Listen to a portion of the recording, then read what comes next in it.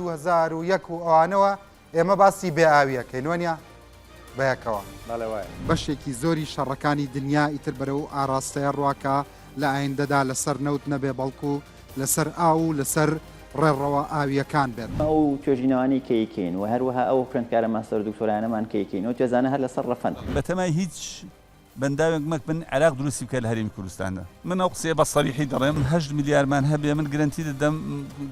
ئاسایشی ئاو لە هەرێمی کوردستان دەدابین دەکرێت ئێمە تەنها بەو بە ئەوە دەتوانین بەلایکەوە ساڵانە 10 میلیار مەترە سێژە ئاو لە هەرێمی کوردستاندا کۆکەینەوە بە بارانبارین لە هەرێمی کوردستان و عێراقیش بە تایبەتی ئەو ساحبەی نییە ئێمە چەنێ ئاومان لە دەست و لەم بارانە بەخوڕە و لەم بارانە نەرمە و لەم بەفرە زۆرێک کە لە کوردستان باری دەبێت بی شێوازەیە ئیدارە ئاوێ بگوڕێ لە ساڵی 1950دا لە 160 عێراق بیابان بووە لە ساڵی 2012دا لە 172 ئێستا 37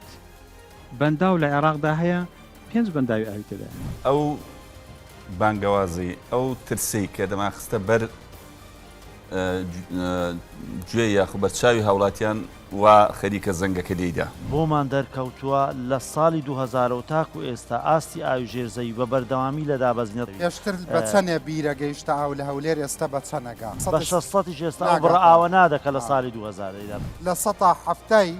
ئاوی پاکی خواردنەوەی ڕۆژهەڵاتی ناوەڕاست لای ئێمەیە عێراق بەرەو کەماویەکی زۆر دەڕواوە ئەو قسێم بۆ ترس نییە خەڵک بترسێنم بەڵام بەڕاستی عێراق لە پێش دووریانێکی زۆر مەترسیدار هەیە و بێحەلیشە سەکفر نییە لە شارێکی لە پایتەختی کوردستانە ئێمە دەستبەرین بۆ خەزینی ملیۆنان ساڵەی ئاو لە قوڵایی ژێرزەویدا دەڵێم حکوومەت هەرچی دەکا نابێ برێ پارە نییە بۆ ئەو یەک قەترە لە بەلۆعەیەک بچێ ساڵانە 10,000 لیتر ئاو لە یەک بەلۆعە دەچێت ئەی ئەگەر 3 سعات و 4 سعات تەوافە نەبێ و تەنکی سەربان بێتە خوارێ تا 2035 ئەگەر نەکەین خۆمان هەموو بەنداوە گەورەکان دروست دەکەین فاتیحە لە هەردوو ڕووبارەکە بخوێنە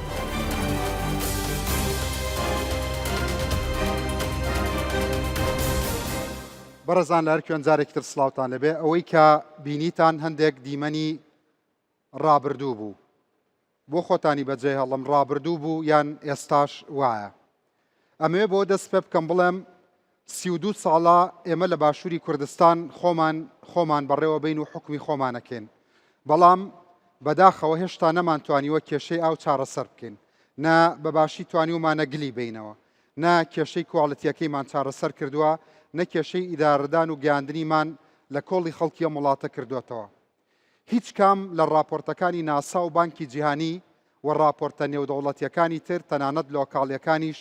کەسیان قسەی خۆشیان پێ نییە بۆ ئایندەی ئاو و زەویە کشتتوکاڵیەکان و بڕی پێویستی ئاوی خواردنەوە بۆ عێراق و هەرێمی کوردستان هەرچەندە هەندێک لە راپۆرتەکان دکتۆر عەلی ڕەشید ئاماژەی پێکا بەداخەوە باسی ئەوەکە کە هەلومەرجی ژینگە و کەمبارانی بەپێی زۆرێک لە زانیاری و داتا و راپۆرتە لۆکاڵی و نێودەوڵەتیەکان پێمانەڵێ دۆخی هەرێمی کوردستان لە ڕووی بێبارانیەوە خراپترە بێ لە هەندێک ناوچەی باشوور و ناوەڕاستیش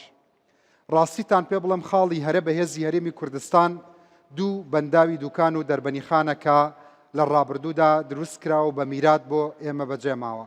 جارێکی تریش و هزار جاری تریش هەر ئەبێ بڵێ بەداخەوە کە هێشتا زێرابی بەشێک لە شار و شارچکەکان تێکەڵاو دەبێ بەو دوو بەنداوە ئەگەرچی بەپێی زانیاریەکان لە سەدا 70 بۆ 75 ئاوی شیرینی هەموو ڕۆژهەڵاتی ناوین ڕۆژهەڵاتی ناوەڕاست کەوتۆتە چوار بەشەکەی کوردستانی ئێمەوە بەڵام لە ترسی خراپی کواڵتیەکەی لە هەرێمی کوردستانەکەی خۆماندا خۆتانە بینن خەڵک ئاوی دەباخۆنەوە لە کاتێکا لە زۆرێک لە وڵاتانی ئەوروپا و زۆر وڵاتانی دیکەش خەڵک بەبێ هیچ ترس و دوودڵیەک سەر دەنێن بە بەلەوعی ماڵەکانیانەوە بەڵام ئێستا هەواڵە خۆشەکە لەم پرۆگرامەدا ئەوەیە کە حکوومەتی عێراق هەز بە مەترسیە گەورەکەی سەر عێراق دەکا بۆیە بڕیاریان داوە 3 بەنداو لە هەرێمی کوردستان دروست بکەن چونکە عێراق نزیکەی لە 139 بە بیابان بووە لە 154 مەترسی لەسەرەکە ئاوی پێناگات و مەترسی بیابان بوون لەسەر بەشێکی تر لەوێش هەیە تەنها لەسەر دوو ڕووباری دیجلە و فڕات تورکیا تاوەکو ئێستا 22 بەنداوی دروست کردووە ئەمە گرفتێکی زۆر گەورەتر دروست دەکات چونکە تاوەکو ساڵی 2050 ئەگەری تێکچوونێکی زۆر خراپی دیمۆگرافی هەیە لە عێراق بەپێی لێکۆڵینەوەکی ناوەندی فەڕەنسی بۆ تۆژینەوە لەسەر عێراق کە لە ماوەی ڕابردوودا لە فۆڕومەکەی ڕووداودا دکتۆر عادل باخەوان باسی کرد تاوەکو 2050 عێراق ڕێژەی دانیشتوانی ئەگاتە 80 ملیۆن لە 147 زەویەکانیشی بە بیابانە بێت بۆیە ئەمە وا ئەکا 15 بۆ 25 ملیۆن کەس کۆچ بکەن لەبەر نەبوونی ئاو زەوی کشت و کاڵی ئێستا بەرپرسانی پەیوەنداری بە ئاو لە هەرێمی کوردستان لەسەر مێزی بەرنامەکەم دانیشتون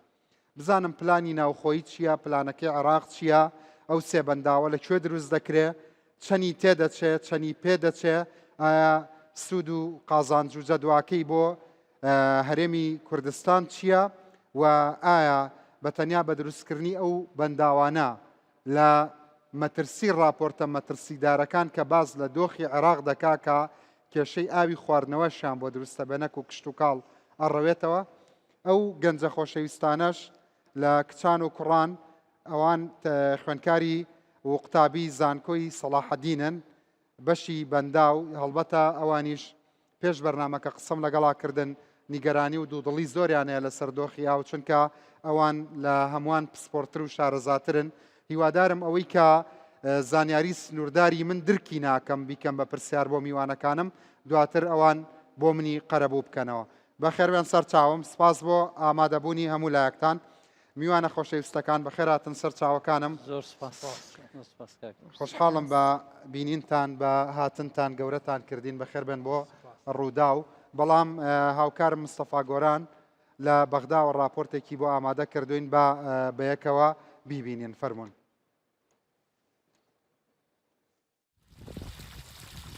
بەدەم ئەم چۆڕە ئاوەوە هەندێک کشتتوکاڵی بۆ خۆی و خزمانی کردووە عەبدوڵا غازی تەمەنی 52 ساڵە و سەر و ڕیشی لە ناو چێڵگە و کشتتوکاڵیدا ئاسپی کردووە بەخەمەوە لە زەویە وشکەکانی دەڕوانێ ماوەی 4 ساڵە بەدەست وشکە ساڵیەوە دەناڵێنێت ئەو دەڵێت گەنم و جۆی ئەم ساڵ ئەوەی ئاو نەدرابێت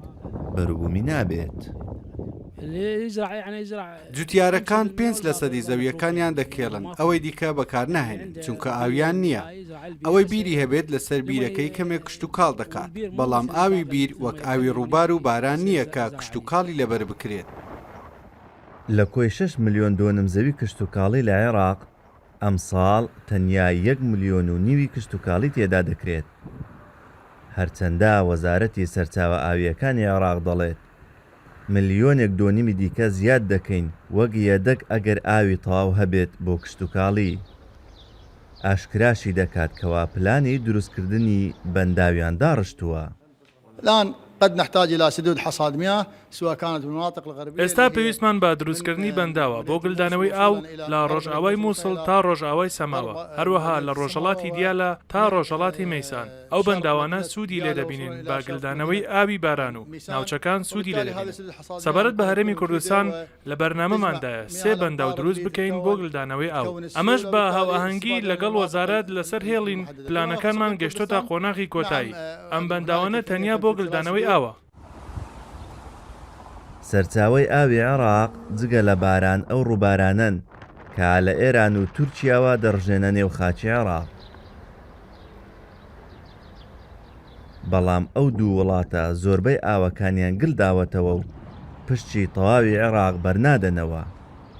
و مەبەستەش حکوومەتی عێراق لە ڕێگەی وەزارەتی دەرەوە سکاڵای لەسەر تورکیا و ئێران لە دادگای نێودەوڵەتی تۆمار کردووە ئەو شوێنەی کە ئێستا من لێی وەستاوم جاران پڕ بوو لە ئاوی ڕووباری دیجلە بەڵام ئێستا ئاستی ئاوی ڕووباری دیجلە و فرات بە جۆرێک دابەزیوە کە وەزارەتی سەرچاوە ئاویەکانی عێراق دەڵێت ئەمساڵ لە 60 ئاستی ئاوی ئەو دوو ڕووبارە کەمی کردووە لاوازی حکوومەتی عێراق وای کردووە کە هەر یەک لە تورکیا و ئێران بە ئارەزوی خۆیان یان ڕێڕەوی ئاو بگۆڕن یانیش بە دروستکردنی بەندا و عێراق تووشی ئەم قەیرانە بکەن مستەفا گۆران ڕوودا و بەغدا لە ئاو مهمترە لە ئەرس بەڵێ بەڕێزان ئەوە بارودۆخی بەغدایە بە خێراتن سەر چاوەکانم بەڕێز مامۆستا ڕەحمانخانی بەڕێوەبەری گشتی بەندا و کۆگاکانی کۆکردنەوەی ئاوی هەرێمی کوردستان کاک دکتۆر علی ڕەشید پسپۆر لە بەڕێوەبردننی سەرچاوەکانی ئاو و هاوکات سەرۆکی ئەنجومەنی پارێزگای هەولێر هەروە کاک دکتۆر بێوار خونسی بڕاشکاری سەرۆکی حکوومەتی هەرێمی کوردستان هەروە خات و زۆزان کۆچەر جێگری سەرۆکی لیژنەی کشتتوکاڵ و ئاو لە پەرلەمانی عێراق بەخێراتن سەرچاوم سپاس بۆ ئامادەبوونتان ئێوەش جارێکی تر بەخێر بێن سەرچاوم من هەندێک قسەم کرد لەسەر دۆخی ئاو هیوادارم قسەکانم نیگەرانی نەکردبن هەر کەسێک قسەی هەیە لە ئێوە وە پێی وایە ئەو قسانی من زێدەگۆیی تێدا بوو وان ئاخافتنێ من نەواقعینە ئەگەر بەرسفێکی دیهەنە دەکارن باخەن جەنابێت تەژی مامۆستا زۆر زۆر سپاس کاگڕنج بۆ میوانداری لە ڕاستیە ئێمە لە دوای ڕاپەڕینەوە یەکسەر وەزعی کوردستان بە دۆخێکی زۆر خراپی بێپارەیە تێپەڕی و داو دەستگاکانی حکوومەتی عێراق هەموو کشانەوە لە هەرێمی کوردستان تەنانەت کارەبای هەرێمی کوردستانیشان بڕی ئەو وەختە ئێمە اعتیمادمان لەسەر بەنداوەکانی خۆمان بوو دوکان و دەربەنی خان بۆی بتوانین بەشێکی کەم لە کارەبای هەرێمی کوردستان بدەین و تا 2003 و 2004 ئێمە نەمانتوانی پرۆژەی گەورە لە هەرێمی کوردستان دەست پێ بکەین تا وەختەی کە ڕژێمی سەدام ڕووخا و حکوومەت خۆی پێچایەوە لەو بودجەیە کە لە عێراقەوە بۆیە هاتوانی دەست بە هەندێک پرۆژە بکە و هەندێک پرۆژەشی جێبەجێ کرد جارێکی تر بەهۆی شەڕی داعش و ئەو گرفتاردارایانی کە ڕووی لە هەرێمی کوردستان کرد جارێکی تر زۆربەی و پرۆژانە وەستان تا ئێستاش ئێمە هەندێک پرۆژەمان دەست پێ نەکردوێتەوە لە تەسیری ئەو شەڕ و شۆڕ و ئەو دابەزینی نرخی نەوت و ئەوانەی لە هەرێمی کوردستانن یعنی تەسەور کە ئێمە هەندێک پرۆژەمان لە ژێر جێبەجێکردنایە لەبەر بێپارەیی لەبەر ئەو وەزعی کە هەیە خەریکە ئەوەستن بۆیە پرۆژەی ئاو پرۆژەی بەندا و بەنداوتان وەستاوە بەڵێ ئێستا دێمە سەری پرۆژەی ئاو پرۆژەی بەنداوەکان بە تایبەتی پرۆژەی گەورن و بودجەیەکی زۆر زۆریان پێویستە کاتیان پێویستە بودجیان پێویستە بەڵام پلان هەیە ینی پلان دانراوە بەڕێوەبەرایەتی گشتی بەنداوەکان وەزارەتی کشتتوکاڵ حکوومەتی هەرێمی کوردستان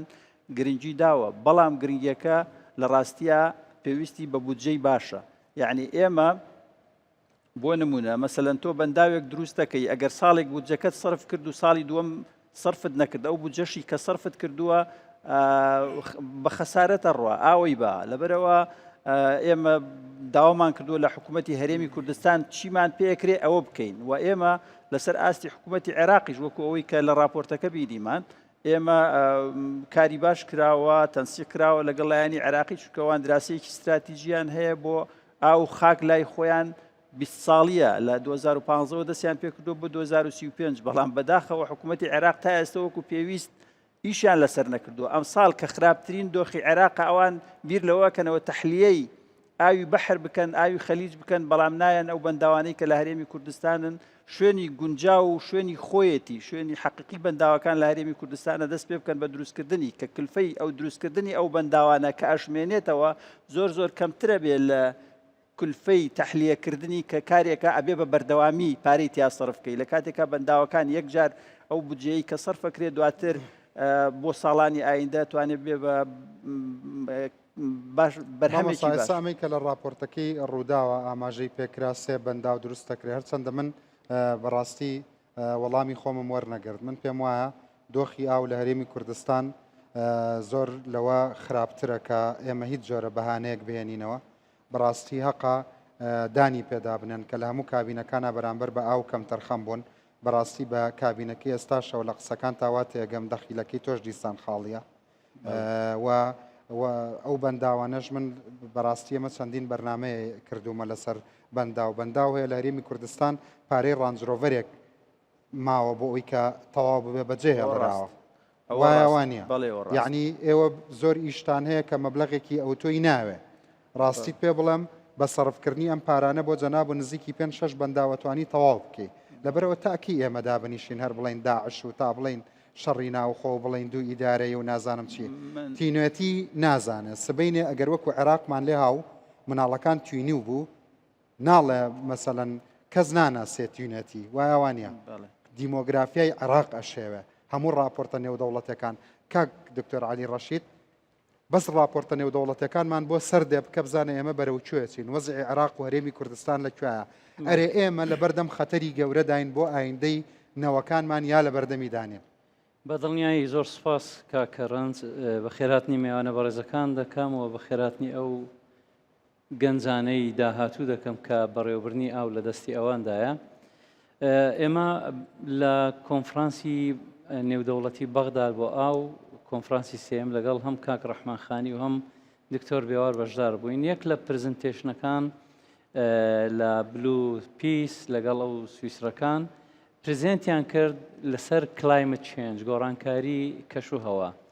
یعنی ئەو داتای کە لە دەرچوونی ئەوان بوو پێمان دەڵێ کە کوردستان بە تایبەتی کوردستانی باشوور زۆرتر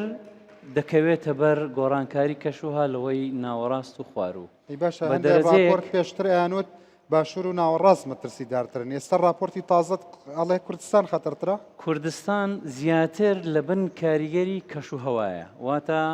ئەو کەش و هەوای پێشتر هەبوو ئەوەندە گۆڕانکاری بەسەردا هاتووە ئەوەندە بەسەر جنوب و خوارو و وەسەتی عێراقدانە. یعنی ئەگەر عێراق لە سەدا 39 بوو بێ بە بەیابان هەرێمی کوردستانیش ئەگەری ئەم مەترسی هەیە؟ خۆی ئەگەر ئێمە سەرچاوەکانی ئاومان ڕێژەی بارانمان وەکو ئەوەی لە ئەو توێژینەوەی دەرکەوت کە 170 ملیمەتر وەکو معدل لە کوردستان باران کەم بکە.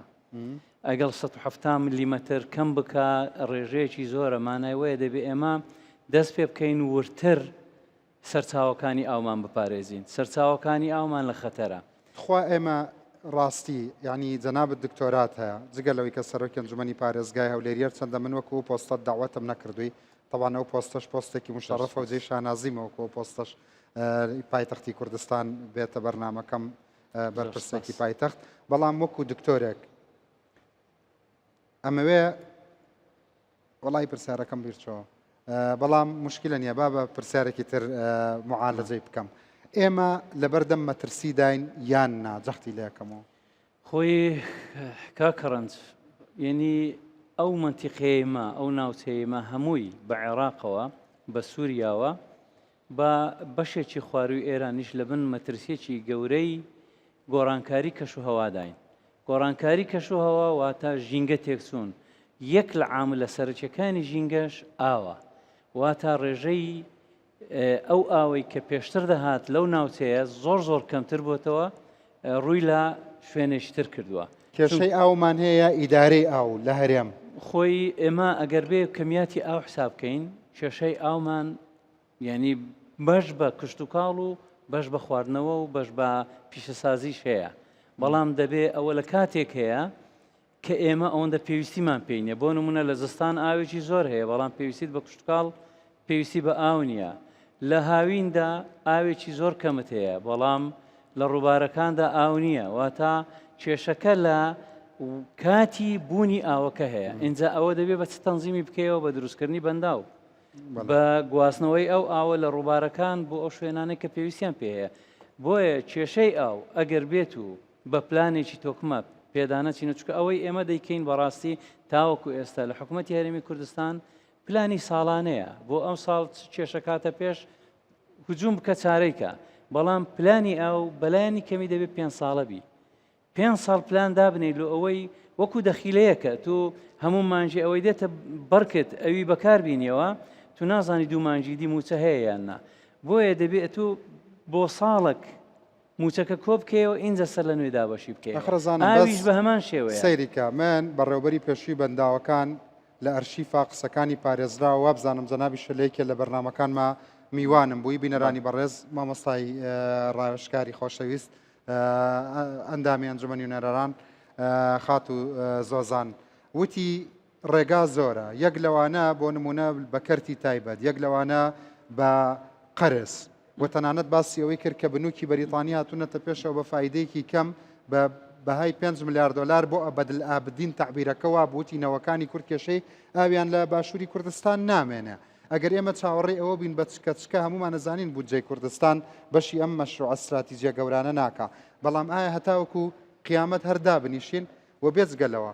بەپێی راپۆرت و بەدواداچوونەکانی ئێوە لە لیژنێکانی تایبەتمەندی پەرلەمان وەزع عێراق چۆنە و پلانیان چییە و ئەم سێ بەنداوە دروست ئەکرێ لە بودجە حسابی بۆ کراوە لە هەرێمی کوردستان دروست ئەکرێ لەکوێ دروست ئەکرێ چەندی تێچێ چەندی پێچێ دەستپێکی بخێر هاتنا مهوانەتکەم و سوپاس بۆ vê مهوانی بخێر هاتنا هاوەتکەم وضعی عێراقی شناحيەتا ئاوێ gelek خرابة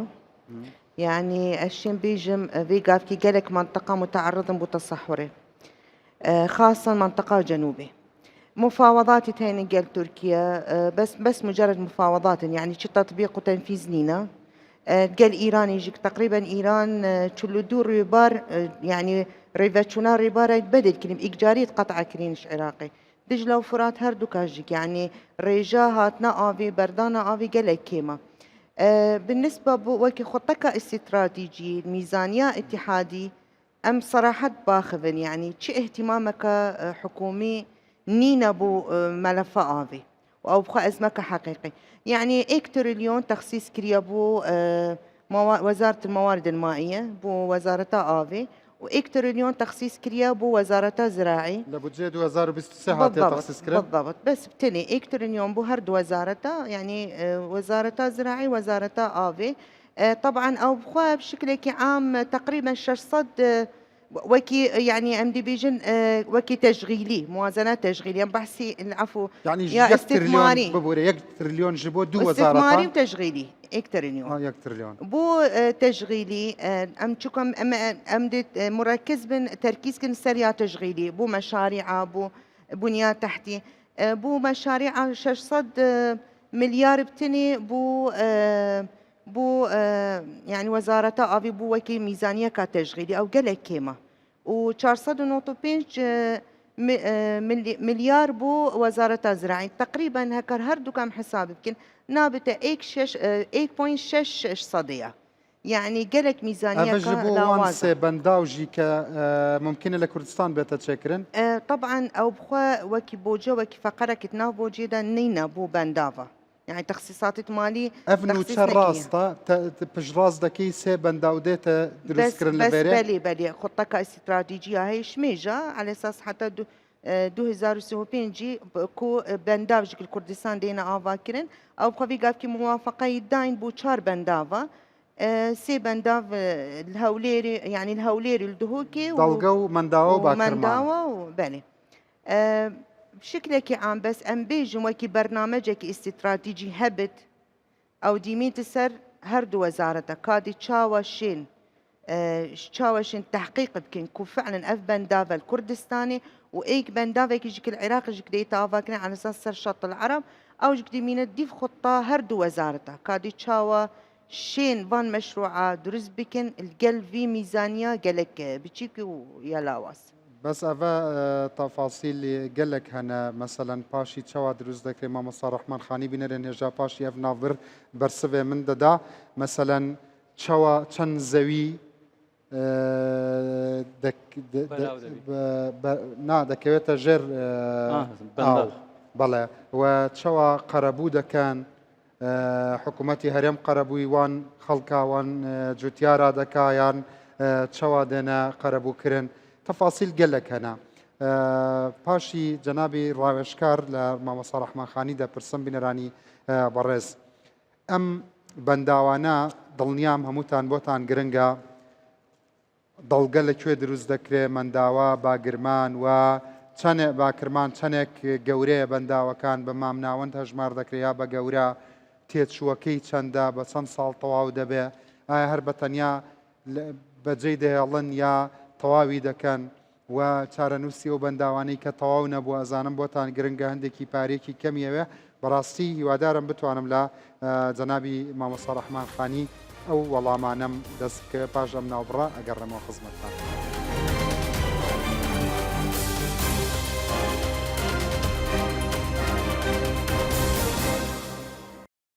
بەڵێ بەڕێزان جارێکی تر سڵاوتان لەبێت. جەنابی دکتۆر بێوار وەکو ڕاوشکاری سەرۆکی حکوومەت هەروە وەکو پسپۆڕی بوارەکە ئەمەوێ بزانم لە ئایندەی هەرێمی کوردستان پەیوەست بە ئاو ئەترسیت بله زۆر سپاس بۆ وی پرۆگرامێ تایبەت بابەتی ئاوێڤە چونکە ژین و ژیان هەمی بابەتی ئاوێڤە یەکگرێدایە و دیروکە جیهانێژی یا ئاواکردنا شارستانیا و حرفینا شارستانیا نیشانێ هەندێک دەت هەر وەختێکی ئاف هەبووە شارستانیت پێش کەفتین هەر وەختێکی نەبووە یەت پاش کەفتین دمایکێت هەرڕفێژی یعنی ئاف یعنی ژیان ئاف ئاواهی بە هەندێ پیتاکی زۆر ئاوێ بکەین ئەگەر ئەم ئاوێ بەرە خودینێ وەکو زانست ئەو قەبارە ئاوێ تنێت ناف هەرێما کوردستانیش دەرڤەی وڵاتێت ڕەخورگێتمە تنێ یا سەرحەرت هەی نێزیکی حدودێ 10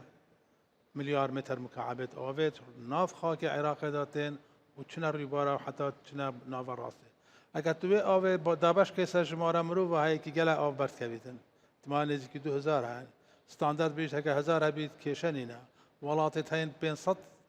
متر مکعبێت ئاوێ بەرناکەون بەس کێشە ئاوێ تێداینە هەی هزارێت هەین کێشەیە تێدا خەتایەت وێ چنە خەتایەت وێ ئیدارەیە ڕێڤەبەریەکە ڕێکوپێکە تو حەسەکە وڵاتێکی وەکی ئوردن وڵاتێکی ئاف هەمی ئاوا هەی 700 میلیۆن دەرناکەون بەس پشبەرک و هەندی پێویستی هەیە چۆن ڕێک بوونینە ئیدارێ نەکەت نەشت وێرە بژیت ئیدارەکە زۆر بەڕێزت زۆر جوانە بەڵام ئێمە وەکو هەرێمی کوردستان لە کام تایپەی حکومڕانی و ئیدارەدانی ئاوی بەڵێ ئێمە وەکو حکومەتی هەرێمی کوردستان کە کابینەی نەهاتە سەر دەستهەڵات و دەست بە کاری کرد پیتێکی باش ئێخستە کەرتێ ئاوێ مەبەرە خدای ئەو راپۆرتێت هەین ئاوێدا حتابەری 2000 و حتابەری کابینانە هەیە ئەو راپۆرتێت دەرکەفتین دیار بوو شێوازێت دانوستاندنێ و کارئینانە ئاوێ شێوازێکی زانستی نەبووە چونکە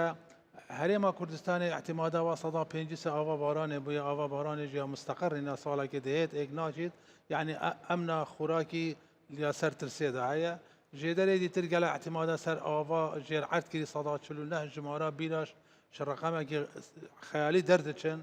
ئەڤەژی ئستینزافە ئاوا ژێر عرد علمێ زانستا جیولوجیت بێژن ئەڤە زێڕێشینە تەنگاویت شێ بکاربینین نەگەلە بکارینین ئاوامەیە هەیە سەرعەت و ئەمشیان سەنایتر بکاربینین ئاوا ڕیبارە بوو 6 ڕیبارە تقریبا مەسەدا ئێک بکارینای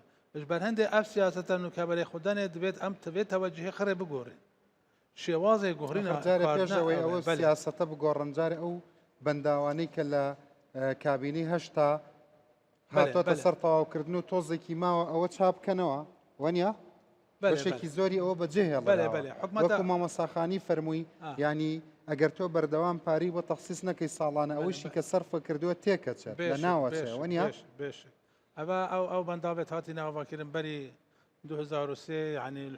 حکومەتێ بەرینگێ دوکان و دەربەندی خان و دهۆک بووینە نوکە چەند بەندا شێ بووە پیچێک مایە بێتە تەمام پشتی 2010 حکومەتێ باش هەست پێ کرد ساڵە 2010 بنەهێ ڕێژە بارانێ گەلەکێن بوو باران ژێدەرێکی سەرەکیە بۆ ئاوێ هەست پێ کرد و ئەم دێ ئەم هەم عێراق و هەم هەرێمی کوردستان ئەگە خۆ ئامادە نەکەین بەرهەف نەکەین احتیمال ئەم تووشی کێشە ئاوێ ببین و ئاو دێ بەرفکێن بە بیش بە هەندێک پلانێت حکومەتێدا وا کابینە ئەس بێژم حتا پلانە ئەول نێزیکی ژمارەکە باش یا بەنداوێت هاتینە یەت ئاوا کرین ئەو ژمارە بەنداوێت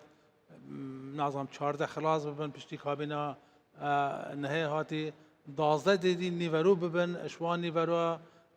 دامودەزگاهت بەرپرسیار داخوازە جەنابە سەرۆکی حکومەتێ کرد و وان 12 ئەبێت کێمی 140 حتا 190 تەواو بووین چی شکلێکی پارێکی بوو پەیداکەن داوا خلاصکەن چونکە ئەگە ئەوە بەردەوام بمینن ساڵێک باران بێ 2 ساڵ باران بێ دەهەرفنەوە و دێ خسارەتەکە زۆر مازن لێچیت و تقریبا مە ئەو ڕقەمێکل بیران بیت نێزیکی 146 میلیارد دینار لێ سەرف کردبوون و یاگە هەشتی قویناغەکاوی باش بوو ینی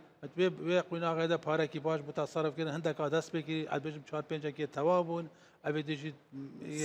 6 میلیارد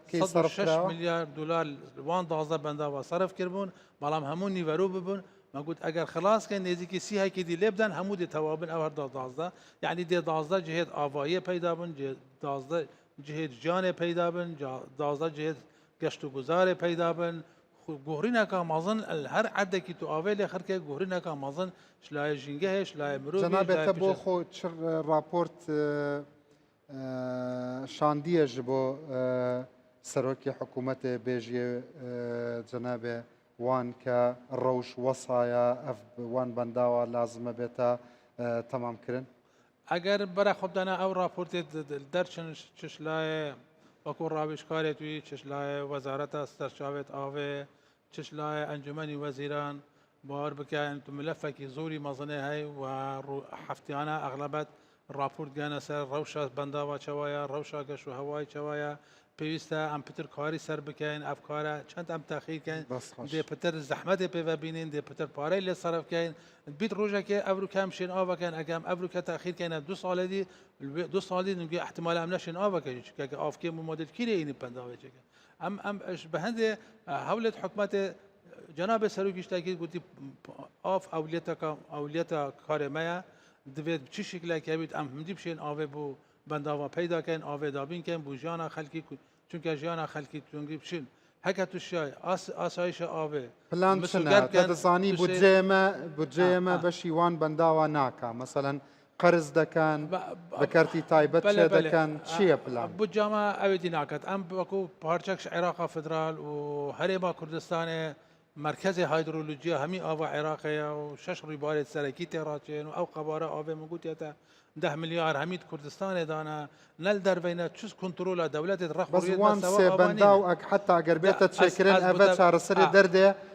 بغداد عراق ناکا از بوتا بحث که جوابات دستوری ده های ماده 10 110 و 114 بحث صلاحيات الدستوري وصلاحيات التحسينات كانوا وعراق براستي يعني الحفتة بينج 1975 حتى دسبيكا 2000 خلاصيات 2003 وبخاوي وجي حتى ك يعني ابدا ولاطي ما يبشر رخ وريد خوفا ملف نفتي وشاندني وبيش سازي وبيش كتني وجاوي خبدنا خلقي وجانا خلقي خوش كان همي ابسر دهاتي خاله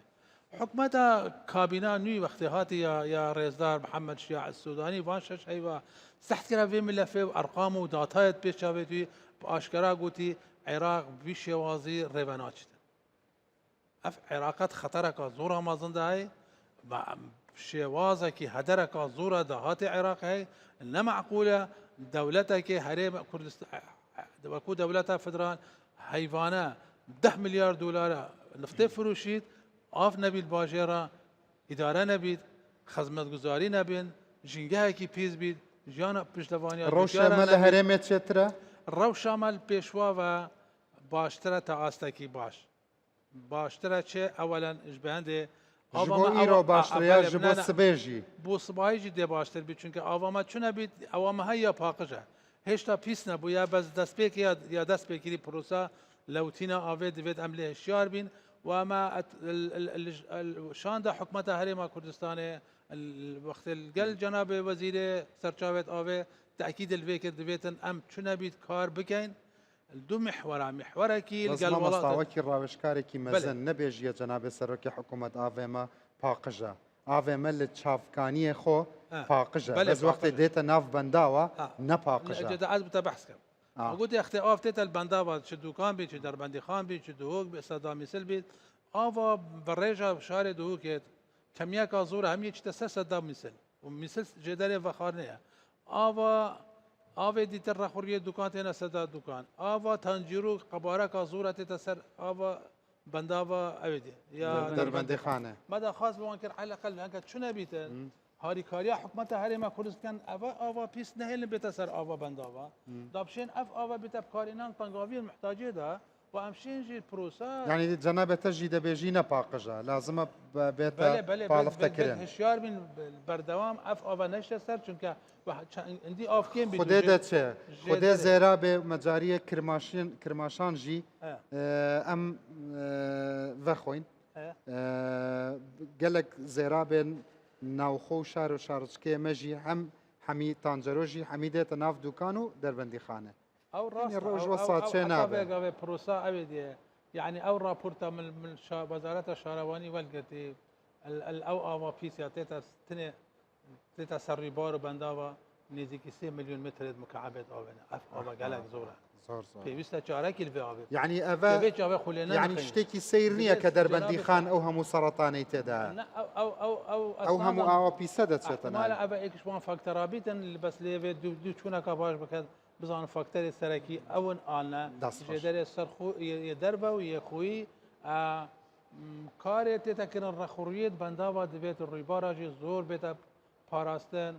ئیدارا ڕوویبارە بێت هەبیتە نەهێنن ژێدەرێت پیس بێنە ناودا چ معمەل بن کارخانە بن ئاوێت باژێ ڕابن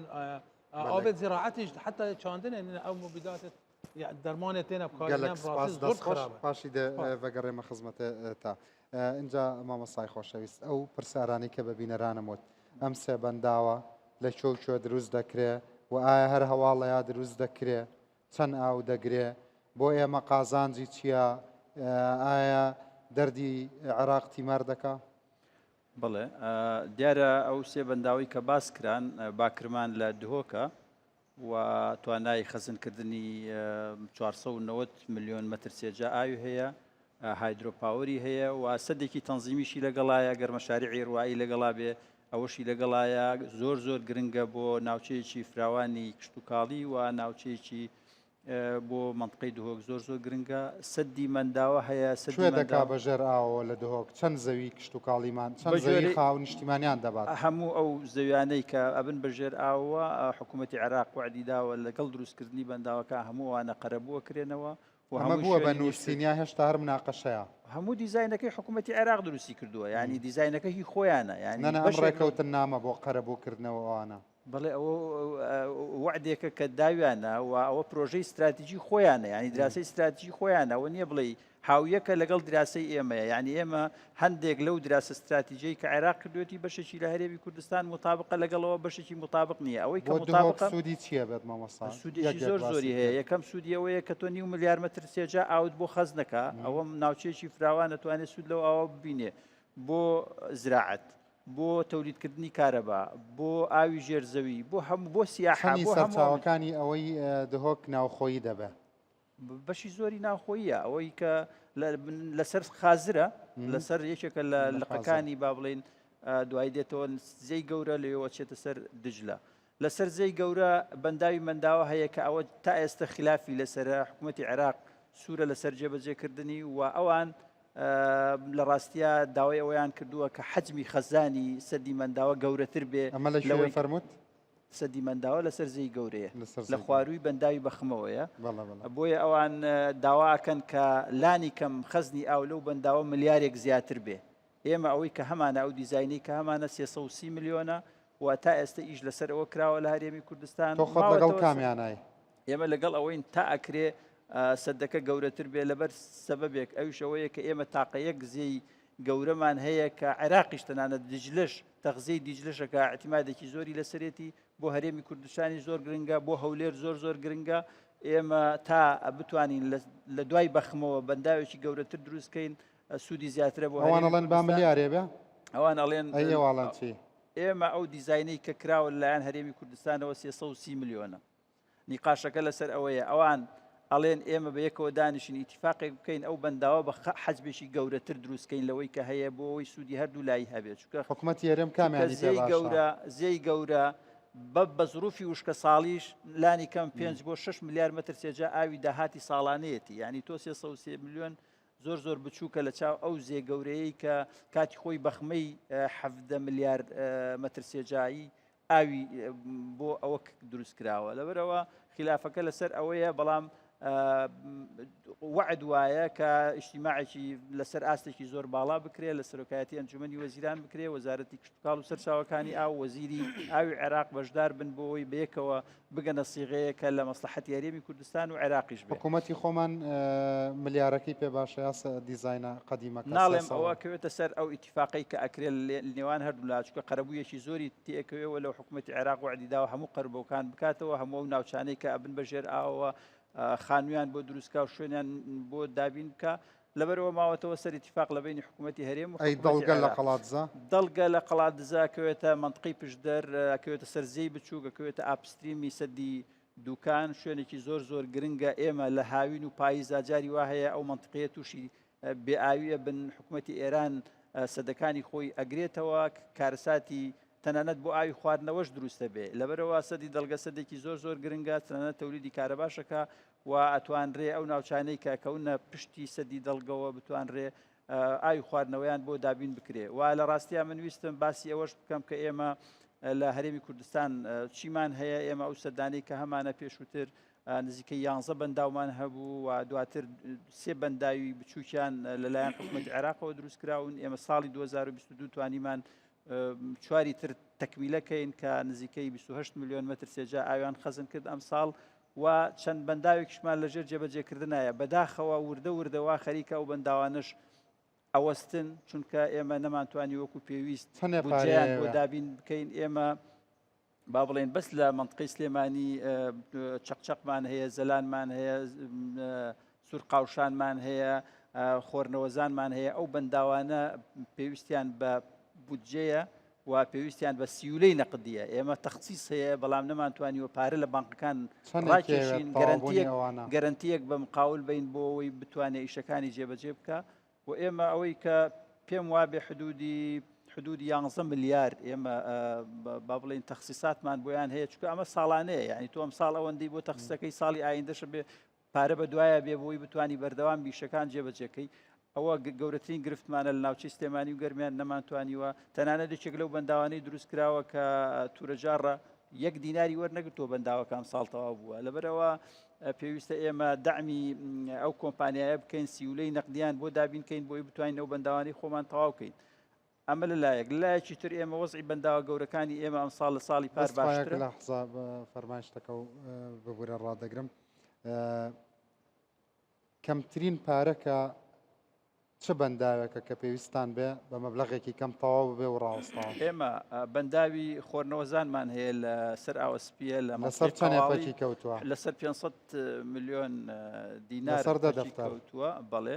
ئەوە یەکێکە لەو بەنداوانەی کەوتەکەی چییەوە جەدواکەی باشە. ئێمە نزیکەی 9 میلیۆن مەتر سێجا ئاوە گرێ و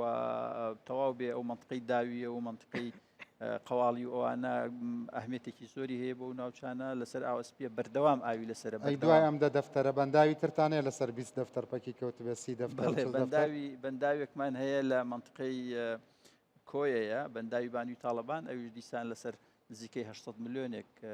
پەکی کەوتووە. ئەو کۆمپانیایە گرفتی ئەوەی هەیە گرفتێکی یاسایی هەیە بەڕاستی لە وەزارەتی مالیە گرفتی دروست کردو بۆ مقاولەکان ئەویشەوەی ئاڵێ لە سەروی ئینجازی لە 90ەوە من 1 دینارت نایەمێ. ئەو مقاولانش کاتی خۆی لە 90یان تەواو کردو و ئیشەکانیان وەستاوە 8 ساڵە ئەوان قەرزیان لای حکوومەتە. ئەمە دوانیان مەبلەغێکی کەمە بۆ بەنداوەنیە مامەستا عەلی ڕەشید دکتۆر. ئەی بەنداوی ترتان لەسەر چەند پەکی کەوتووە؟ بەنداوێکی ترمان هەیە ئەویش لە 180 تەواو بووە. بەنداوێکە لە نزیک دوکانە ئەویش دیسان پێویستی بە ڕەپارەیەکی کەمە حدودی پێم وابێ حدودی 2 میلیارێکی 2 میلیارێکی پێویستە. چەنە کات بە دۆلار؟ یعنی حدودی 1.5 میلیۆن شتێکی وایە. ئەو گەورەشە؟ بەڵێ گەورەیە حدودی 6 میلیۆن مەتر سێجا ئاوەگرێ. ئەمە 3 بەنداو بە تقریبا 1.5 میلیۆن دۆلار ناچێتە 2 میلیۆن دۆلار. ئەی بەنداوی ترە لەسەر چەند وەستاوە؟ ئەوانەی کە لە منطقەی سلێمانین ئێمە لەبەر تەخسیس نەوەستاون لەبەر مشکلەی سیولەی نەقدی وەکوتن. ئەخر بەس مامۆستا تەخسیس چییە؟ خۆ ئەوە ئاسانە بڵێ ئەوەنە سەرف بکەن. تۆ مویمۆیە بەنداوەکە وەستاوە بەنداوێک بوەستێ لەسەر 10 دەفتەر بۆ ئاوەسپی قڕ بەسەر کە خەڵکی و ناوچەی هەمووی ئەنفالە. بەنداوێکی تر لە دوکان بوەستێ لەسەر ملیۆنە دۆلار کە وەکو خۆتە فەرمی بەنداوێکی بچووکی ژنیەوە نیە. ئەی ئەوانی ترە لەسەر چەند پەکی کەوتووە؟ بەڵێ ئەوانی تر بەشی زۆریان نسبەی ئینجازیان کەمە. ئێستا بۆ نمونە ئێمە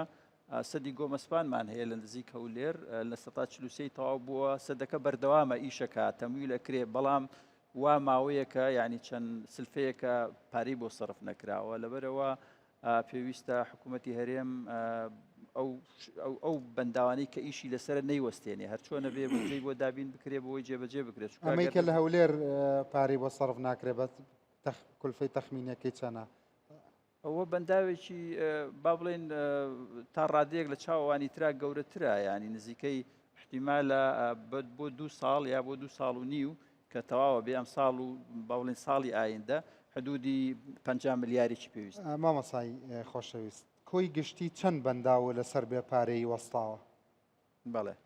ئەوەی کە ئیشی تیاکراوە نزیکی تەواوبوونە لە چلەوە تاوەکو 90 ئیشی تیاکراوە چەند بەڵێ حدودی ئێمە هەشت بەنداومان لەسەرەوە وەستاوە هەشت بەنداو چەنە هەمووی ئەوەی کە پێویستی پێێتی بە تقریبی بە تۆتەڵ ئەزانی سەیریکە بە تقریبی وەکو وتم یعنی ئەگەر هەمووی حساب بکەی چونکە ناکرێ ئێمە دەست پێ بکەینەوە 1 ملیار وەرگین و جارێکی تر بستینەوە نە ئەوانەی کە ئەم هەشتا چەنێ پێبێ ئیتر ئەتوانی هەرچەندە الحەمدولله پیاوێکی بەڕێز و ڕووسوری بەڵام مەبەستم بە ڕووسوری هەمومان بە خەڵک بڵێن ئەوەمان تەواو کرد ئەگەر ئەو بەنداوانەی کە لە منطقی سلێمانین وەکوتم چەقچەق و زەلان و ئەوانەی تر بە هەولێر و دهۆک و هەمووی بەهاویتە سەری یعنی لانی کەم 100 ملیارێکمان پێویستە بۆی ئەو بەنداوانە هەمووی تەواو جەنابی ڕایۆشکار ئەوەندە پرۆژەمان وەستاوە تایەتی 10 دەفتەر تایەتی 20 دەفتەر تایەتی 1.5 ملیۆن دۆلار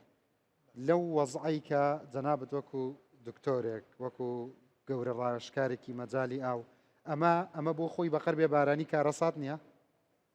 بە حەز دەکەم شتێکی بچە بۆ برادران هەمی ڕۆن ببێتە حکومەتە هەرێما کوردستانی 2019 بریاردا ئەو 12 بەنداوێت نیڤەرۆ ئەوێت سەدا 40 حتا 96 ئەوە تەواو بووینە پارێک بوو تەحدید کرد ئەگە خر تەواو بانە مرحلەیەکی 13 ملیار دینار تەحدید کردن ئەف 13 ملیارە دویف پروژە هەموو تەقسیمکردن هەر 12 بەنداوە دڤیا ڕێبەبەریە هەر 12 بەنداوە هەڵباکردن ئەو پارێ بودانە هەر ئێکێ مثلا بەنداوە ئەلقوشە 2 ملیار دینار دانا بوون سپلەیە نزیکی 2 ملیۆن خەنز بوو 4 مانە ئەوانەی دانا ئەو کەوانە ئیش نوکە مەفروزە خلاص ببانە هەندێکیان هویت ئەوێ دێبوون يعني مقاول نەچوونە سەرشووری باوەڕکە سپنەی بەنداوە ئەوە 2 ساڵە ئەم پێ بە محافظی هەفتووکێەوە وەزارەتێەوە مقاولاتەوە حتا پشیان کەوتە سەر بچیتە سەرشووری يعني لا خەتایەت پارە هەنە بەس ناچن دەڵێن وڵا ئەو پارە دلار گرام بوو دلار گرام بوو نازانم چی لێ هات ئەوە بەشمان ناکات دەیندارین و ئەو ئیشە بوویتە ئێکش ئاستانگێت هەندێک لێ مەفروض بە ئەو 12 بەنداوانە تا ڕادایەک چاودێریەکە باشە بە نانە 12 من مەفروزە نازانم کان چەند خەلات بووینە خەندسە و ئەوەی لە 4 خەلات بووینە 8 مان ئەمە مەفروزە ئەف هەشتا نزیکی خلاصیە لە 195 یعنی خەریکە خلاصە بدوان بلا هەفتە مەفروزە ئەوەی نزیکی خلاصیە ببانە چاودێریەکە باشە بزانم بۆچی تاخیر بوو کێ کەم تەرخەمە کەم تەرخەم ئەم هەمینە وەزارەتە ڕێبەبەریە بەنداوایە گەل مقاولات تەنسیقەوە متابعەوە ئەنجومەنی وەزیران گەل بەنداوە متابعە مەکتەبە سەرروکی حکوومەتێک گەل وان پرۆژە یعنی هەمیە پێک بێت یەتبووینە هۆی هەندێک دەرفەتێکیدا ڕاستەکە احتمالە پارە نەبووینە بەس على الأقل ئەو پارە هاتیە تەخسیسکردن بلا پارەی جارێ شول کرد بە يعني ئەوەشی هاتۆتە تەخسیس نەهاتیە کارکردن نهاتنە سەرفکردن نەشێنە ببن پرۆژە بدەن ینی پارە هەبووینە بەس ئەو پارە حتا نوکە نەچوویە ئەوێ دێ بەس مامەساتخوا پرسیارە یعنی بەم ئەم کارە ساتە گەورەی کە راپۆرتەکان باسیەکەن و بەم لۆجیکە یعنی ئێمە ئینقازە بین لە ئەم گرفتە گەورە جیهانی و لۆکاڵیە بەس پاش ئەم ناوبڕە وەڵام من بنەوە مەمنوع نەبم بەڕاستی کارەساتەکە لەوە گەورەترەکە ئێمە من گەورەی ئەەکەمەوە بۆ تاریغیان نەخێر گەورەیە خۆی تخوا من گەورەی دەکەمەوە یا خۆی لەوە گەورەترە کە خۆمان باسی دەکەین مامەسات لەوەی زۆر گەورەترە دەست خۆش بینەرانی بەڕێز پاش ناوبڕێک ئەگەڕێمەوە 250 پوینت لە هەرێمی کوردستان دیاری کراوە ئەوەی کە لە کاگاکرم باسی کردووە و هەروە مامەستا خانیش لە لیستی زانیاری و داتاکانی خۆیەتی ئێمە ئەو 250 پوینتە بەشێکی زۆر بچکۆلەن بەشێکی هەر پۆندن ینی بەشێکی بەنداو نییە نقطەیە ینی خاڵە لە ڕووی جوگرافیە و دەستنیشان کراوە نیە بەڵام باوەڕم پێ بکەن ئەو پۆندانە بۆ قەرەبووکردنەوەی ئاوی ژێر زەوی زۆر گرنگە هەر ئەبێ بکرێ بە شتێکی استراتیجی بەقەدر دروستکردنی بەندا و مهمە ئەجا پاش ئەم ناوبڕا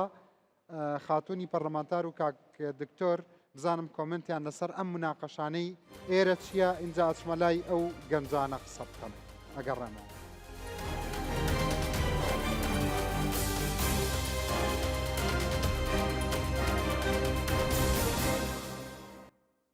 بەڵە بەرەزان جارێکی تر سڵاوتان لەبێت. ئەزانی من دایم زۆر بە حەماسەتەوە دەستەکەم بە بەرنامە لە دوای ناوبڕی دووەم داونە بم خاوە بمەوە بەڕاستی ئینسان خاوە بێتەوە ئەخر ئێوە خۆتان لە من باشترە زانن مامۆستا جەنابی سەید العارفینە ئێوە هەروەها بە هەمان شێوە ئەخر بم چکە کێشەیەکی استراتیجی گەورەی وەکو بێئاوی و وشکە ساڵی هەرێمی کوردستان چارەسەرە بێ دڵنیام دڵمان بەوە خۆش نییە بەڵام ئایا ئەو وەزعی چاوەڕێ عێراقەکە ئەگەر ئێمە هەر ئاوا دەستەوەستان دابنیشین ناگاتە سەر ئاوی خواردنەوەشمان مامۆستا ناگات ئەگەر ئاوا معالەجەی بکەین وڵاکی پێویستی بە معالەجەیە بە دڵنیاییەوە بەنامە ڕۆ ها بەنامەکە بەردەوامە ئەی چۆن ئەرە وەڵام خۆی لە ڕاستیا وەکو بەڕێزان باسییان کرد ئێمە لە هەرێمی کوردستان تا ڕادەیەکە و ئەوەی کە هەمانە بەڵام لە ڕووی کۆنتترۆلکردنی ئاوە گرفتمان هەیە بۆ نمونە ئێمە لە بەنداوی دوکان 3 ملیارمان هەیە لە دەربەنی خان نزیکەی ملیار و 800مان هەیە ئێستا لە چاو ئەو بارودۆخەی کە لە تەواوی عێراقا هەیە ئەوان ئەم ساڵ لە ساڵی پار 7 ملیار ئاویان کەمترە ئێمە نزیکەی 650 ملیۆن مەتر سێجا ئاو لە بەنداوەکانی ئێمە زیاترە ئەوە دڵخۆشکەرە ئەوە پیا و هەی بێت یعنی دەوڵەت هەی بێ بۆ ئەوەی بۆ دراوسەی بەرداتەوە باشترە لەوەی نەیبێ و بۆی بەرداتەوە باشە ئەمە ڕۆحەتێکی جوانە ئەزانم بەڵام بەڕاستی کێشەیەکی تریش هەیە خەڵکی کوردستان گلەیی لەوەش هەیە ئێمە ئەمام و ئاوە جوانەمانە ڕوا پرۆژێکی ئاودێریمان نییە هەتاوەکو خانەقینە ڕۆی تەنیا ئەو پرۆژەیە کە لە کەلارەوە حکوومەتی پێشووی سەدام حسێن دروستی کردووە کوا پرۆژەی ئاودێریەکانیشمان بۆ سەوزکردنی کوردستان بۆ کشت و کاڵ ئەم شتانەش نەقسمان زۆر نیەتە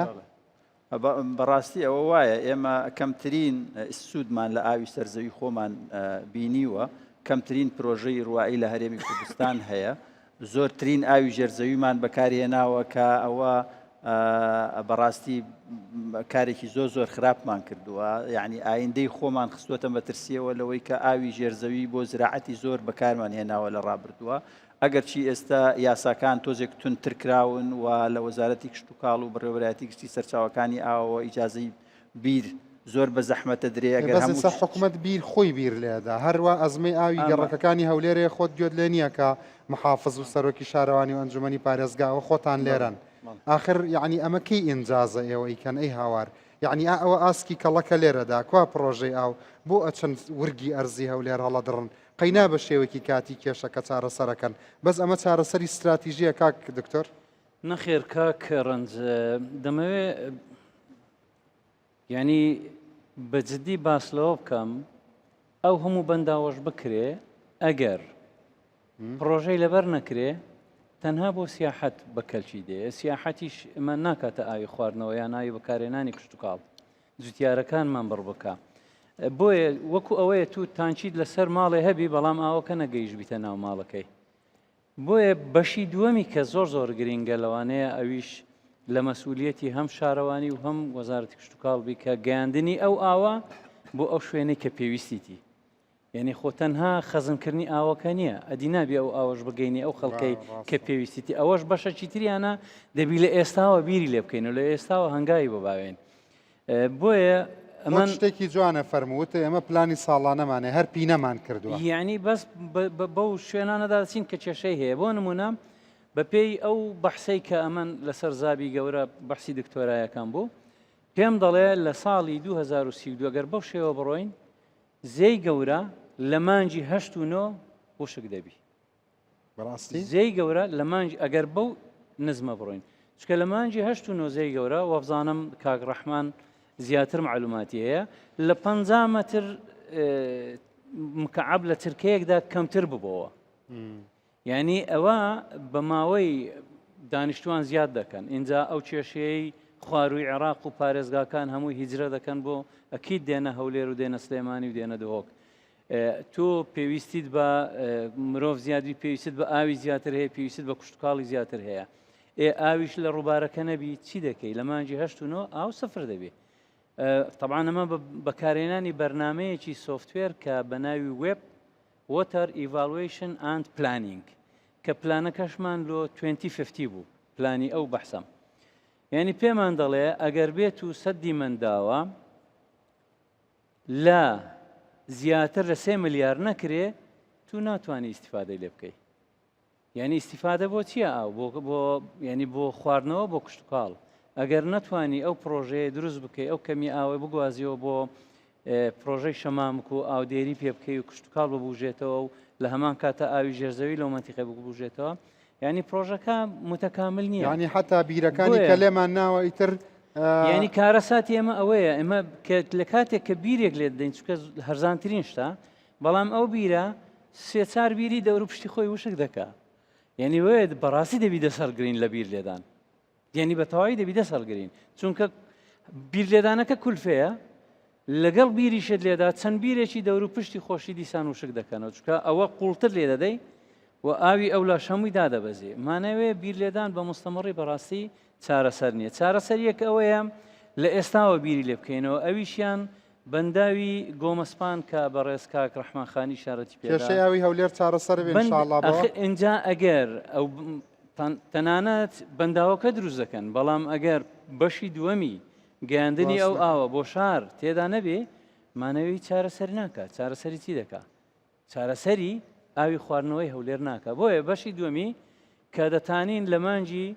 7 و 8 کە زۆرترین ئاومان پێدەوێ ئەگەر بێت و لە خەزنی بەنداوەکە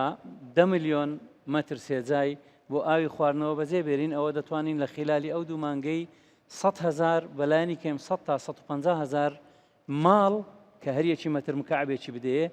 ئاویان پێ بدەیت واتە دوو مانگ 150,000 ماڵ لە هەولێر کە 300,000 مشتەرەکمان هەیە نیوەی هەولێر دەتوانێت چارەسەر بکە لە مانجی 7 و 8 بەڵام ئەمە دەبێت پرۆژەی گەیاندنی ئاوەکە هەبێ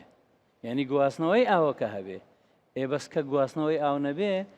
کاک ڕەحمان بەنداوەکەش تەواوکە ئەم بەنداوە سوودی گەشتیاری دەبێت کەی تەواو دەبێ ئەمە مامۆستا وەکوتم ئێمە بەردەوامی لە ئیشکردن احتیمال دەکاتە سەر تەمویلی پرۆژەکە بەردەوام بێ ئێمە یعنی لە کۆتایی 2024 یا سەرەتای 2025 بە دڵنیاییەوە بەنداوی گۆمەسپان تەواو بێ بەڵام تعلیقی ئەوەم لەسەر ئەوەی کە ئایا بۆ ئاوی هەولێر گۆمەسپان چەند گرنگە ڕاستە گرنگە ڕەنگە بەشێک بۆ ئاوی ژێرزەوی بۆ ڕیچارجکردنەوەی ئاوی ژێرزەوی گرنگ بێ و هەروەها بۆ ئەوەی جزئێک لە گرفتی ئاو لە هەولێر چارەسەر کات چونکە گرفتی ئاو لە هەولێر گرفتێکی گەورەترە زۆر لەوە تەنها بە زەی گەورە و تەنها هەر بەنداوێک لە زێر سەر زەی گەورە بکرێ و بتوانێت پرۆژەی گەورە بۆ هەولێر بهێنرێ بەوە چارەسەرەکرێ ئەوە گرنگە لەلایەکی ترەوە باسی پلانی 5 ساڵەی کرد لە ڕاستیە پلانی 5 ساڵە ئەبێ سەرچاوەی داهاتی وڵات معلوم بێ و ئەبێ میزانیە هەبێ بۆ میزانی ئیستثماری هەبێ بۆی بتوانانی تۆ پلانێکی 5 ساڵە دانێ یعنی ئەگەر تۆ بەڕێوەبەری پێشووی بەنداوەکان باسی قەرزە کرد متفقی لەگەڵیان ئەوە حکوومەتی هەرێم ئایا لە ڕووی قانونیەوە چۆن نتوانێت قەرز لە وڵاتان بکە ئەوەی من بزانم ئەو وڵاتانەی کە ویست بوویان بەنداو لە هەرێمی کوردستان دروستکەن داوای نەوتیان کردبوو و حکوومەتی هەرێمیش ئەو وەختە تحفوزی هەبوو لەسەرەوەی بە بەرامبەر نەوت ئەو بەنداوانە دروست کرێ بۆیە ئەو پرۆژەیە تا ئێستا وەستاوە وایە هێشتان هیچ نیقاشێک لەسەر هەست ناکەم زۆر گەشتبینی بەوەی کە عێراق جدی بێ لەوەی سێ بەنداوەکەش دروست بکە وەکو وتم عێراق دەستەکا بە تەحلیەکردنی ئاوی خەلیج ئەوە باشە کە پلانە استراتیژیەکەی لەسەر سەرچاوە سەرەکیەکان کە هەرێمی کوردستانە و شوێنە گونجاوەکانی بەنداو کە پلانی خۆشێتی لە هەرێمی کوردستان دروستکە یا بڕاتەوە تەحلیە ئاوی بەحر بکە کە زۆر زۆر مکلیفە و پێت وایە ئەمە ناکاو ئەوەی ئەو لاکات عێراق گرفتێکی زۆر زۆر گەورەی هەیە چونکە هەرچی زراعەت و مەشاریعی ڕوایی عێراقەیە لەسەر دجلە و فوراتە دجلە و فورات بۆ لە 150 یا لە 140 داهاتیان کەم بووتەوە یعنی ئەموو ئەو پرۆژانەی پرسیارەکەی من مامۆستای خۆشەویست ئەڵێم لە هەز ناکەم گەشتبین بی بەوەی عێراق بیکە لەواتە پشت ببەستێ بە تەسفی ئاوی کەنداو نەک بێ لە کوردستان بەنداو بکە بەڕاستیەوە تەکەهوناتە یعنی تۆ بڵێ عێراق ئەوەیانەکە یا ئەمەیانەکە بەس من ئەڵێم دروستکردنی بەنداو لە هەرێمی کوردستان قازانجی عێراق زیاتر لەوەی کە بڕوە تەحلیل ئاوی خەلیج بکە کە زۆر مکلیفەوە ئەبێ بە بەردەوامیش پارەی تیا سەرفکە بەڵام بەنداو یەک جار کە دروستت کرد دواتر بەرهەمەکەی ئەدورێتەوە و با بڵێن کلفەی ئیزافی زۆر ناچێتە سەری بەردەوام ساڵانە پارەی لەسەر سەرفکە باشە پێدوانێ ئێستش بەنداوەکانی ئێمە کە هەمانەکە لە پەنجاکان دروستکرا ئەوەندەی کە باشوور و ناوڕاست سوودی لێبن خۆمان سوودمان لەبینیوە بەڵێ لە 1970 ئەو ئاوانەی کە لە دوکان و دەربەنی خانن بۆ ناوەڕاست و خواروی عێراقن و ئەوە حاشا هەڵنەگرە خۆشیان اعترافیان پێ ینی لە ڕووی جوانیەوە بۆ ئێمە بەڵام بەداخەوە حکوومەتی عێراق وەکو پێویست نەیتوانیوە هەم لە ڕووی سیانەوە من ئەمەوێت لێرەوە ئەوە بڵێم بەنداوی دەربەنی خان کە تووشی بوومە لەرزە بووە گرفتی بۆ دروست بووە 2 ملیار دیناری بۆ سەرف کراوە بۆ سیانەکەی ئیشەکانی ئێستا وەستاوە لەبەرەوەی سیولەی نەقدی نییە پارەی مقاول بدرێ و بۆەوەی بتوانێت ئیشەکانی بەردەوام بێەوە ئەوەیەکە لە گرفتە ئەمە گرفتێکی گەورەیە بەس یەک دقە ئێستا دێمە خزمەتی جەنابەت من ئەمەوێت لەم خوشکەمان بپرسم لە جێگری لیژنەی سەرچاوەکانی ئەو لە پەرلەمانی عێراق خات و زۆزان هەر ڕۆژەی دوو لە ڕووی تۆ مناڵێک ئەچێت لە دادگای فیدراڵی داوا لەسەر ئێمە قەی دەکا لە هەرێمی کوردستان 1000 ئاریشە و بەزم بۆ هەرێمی کوردستان دروستەکە لەسەر پارەیەک کە 400 ملیار بنێرێ 500 ملیار بنێرێ ئەمە پیاوەتی نییە خێری بە هەرێمی کوردستان کرابێ لە ساڵی هەفتاوە ئەوانە نەوتی کوردستان ئەدۆشن نەوتیان لە کەرکک نەهێڵا کاتێک کەرکک تەسلیمی ئەماکرێتەوە هیچی تێدا نامێنێت هیچ پیاوەتێکیان لەگەڵ هەرێمی کوردستانە نەکردووە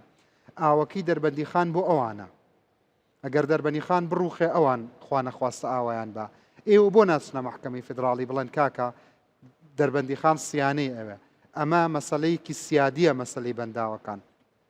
حتا دروستکردنی بەندا و لە هەرێمی کوردستان پیاوەتی نییە پارەی کوردیش لە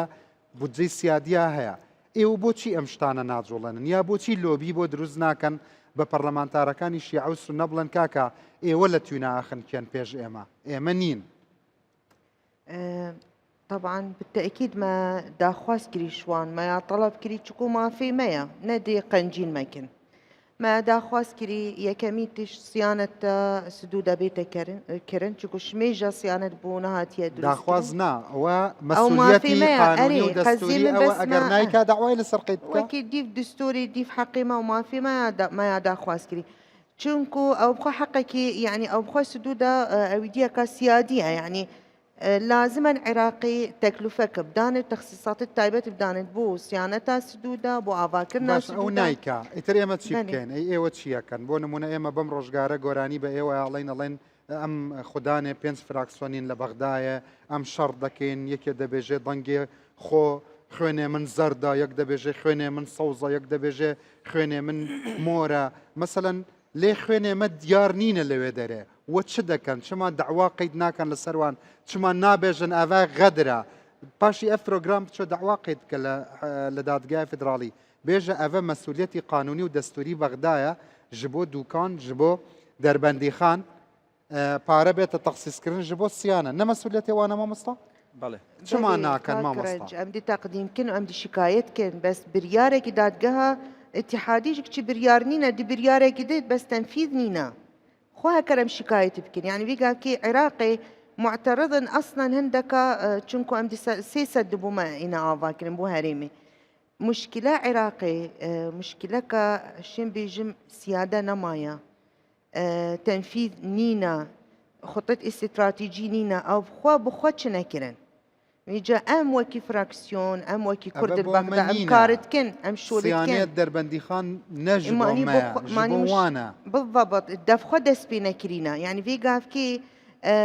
أم وكي كرد البغداد بو فان مسألة أم إيكن أم داخوازتكن أم طلبتكن أم شكايتتكن أسب خويكي كردك وجيجري سروكي لجنة زراعي ميا داخواز كري جبيني سد وصيانة بو فان سدا بيتا أفاكرن يعني دروستکردن وەکی سەر بێنە ئاواکردن ئانسیانێ میا داخواست کرد شتێکی دیژ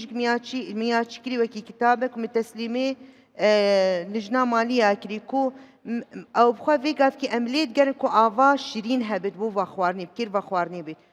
Defme ava baranê û befrê û feyadanê hemê işqasta çit. بۆچی بۆ مە سەدت بچیک ژ ناینە ئاواکردن هەم بۆ عێراقی باشە هەم بۆ هەرێمی باشە ئەڤەش گمەیە داخواست کردی ئەو ژبیلی سەدت مەزن کاک بەحث کرد و سەدت مەزن بۆ خەزینکردنێ بۆ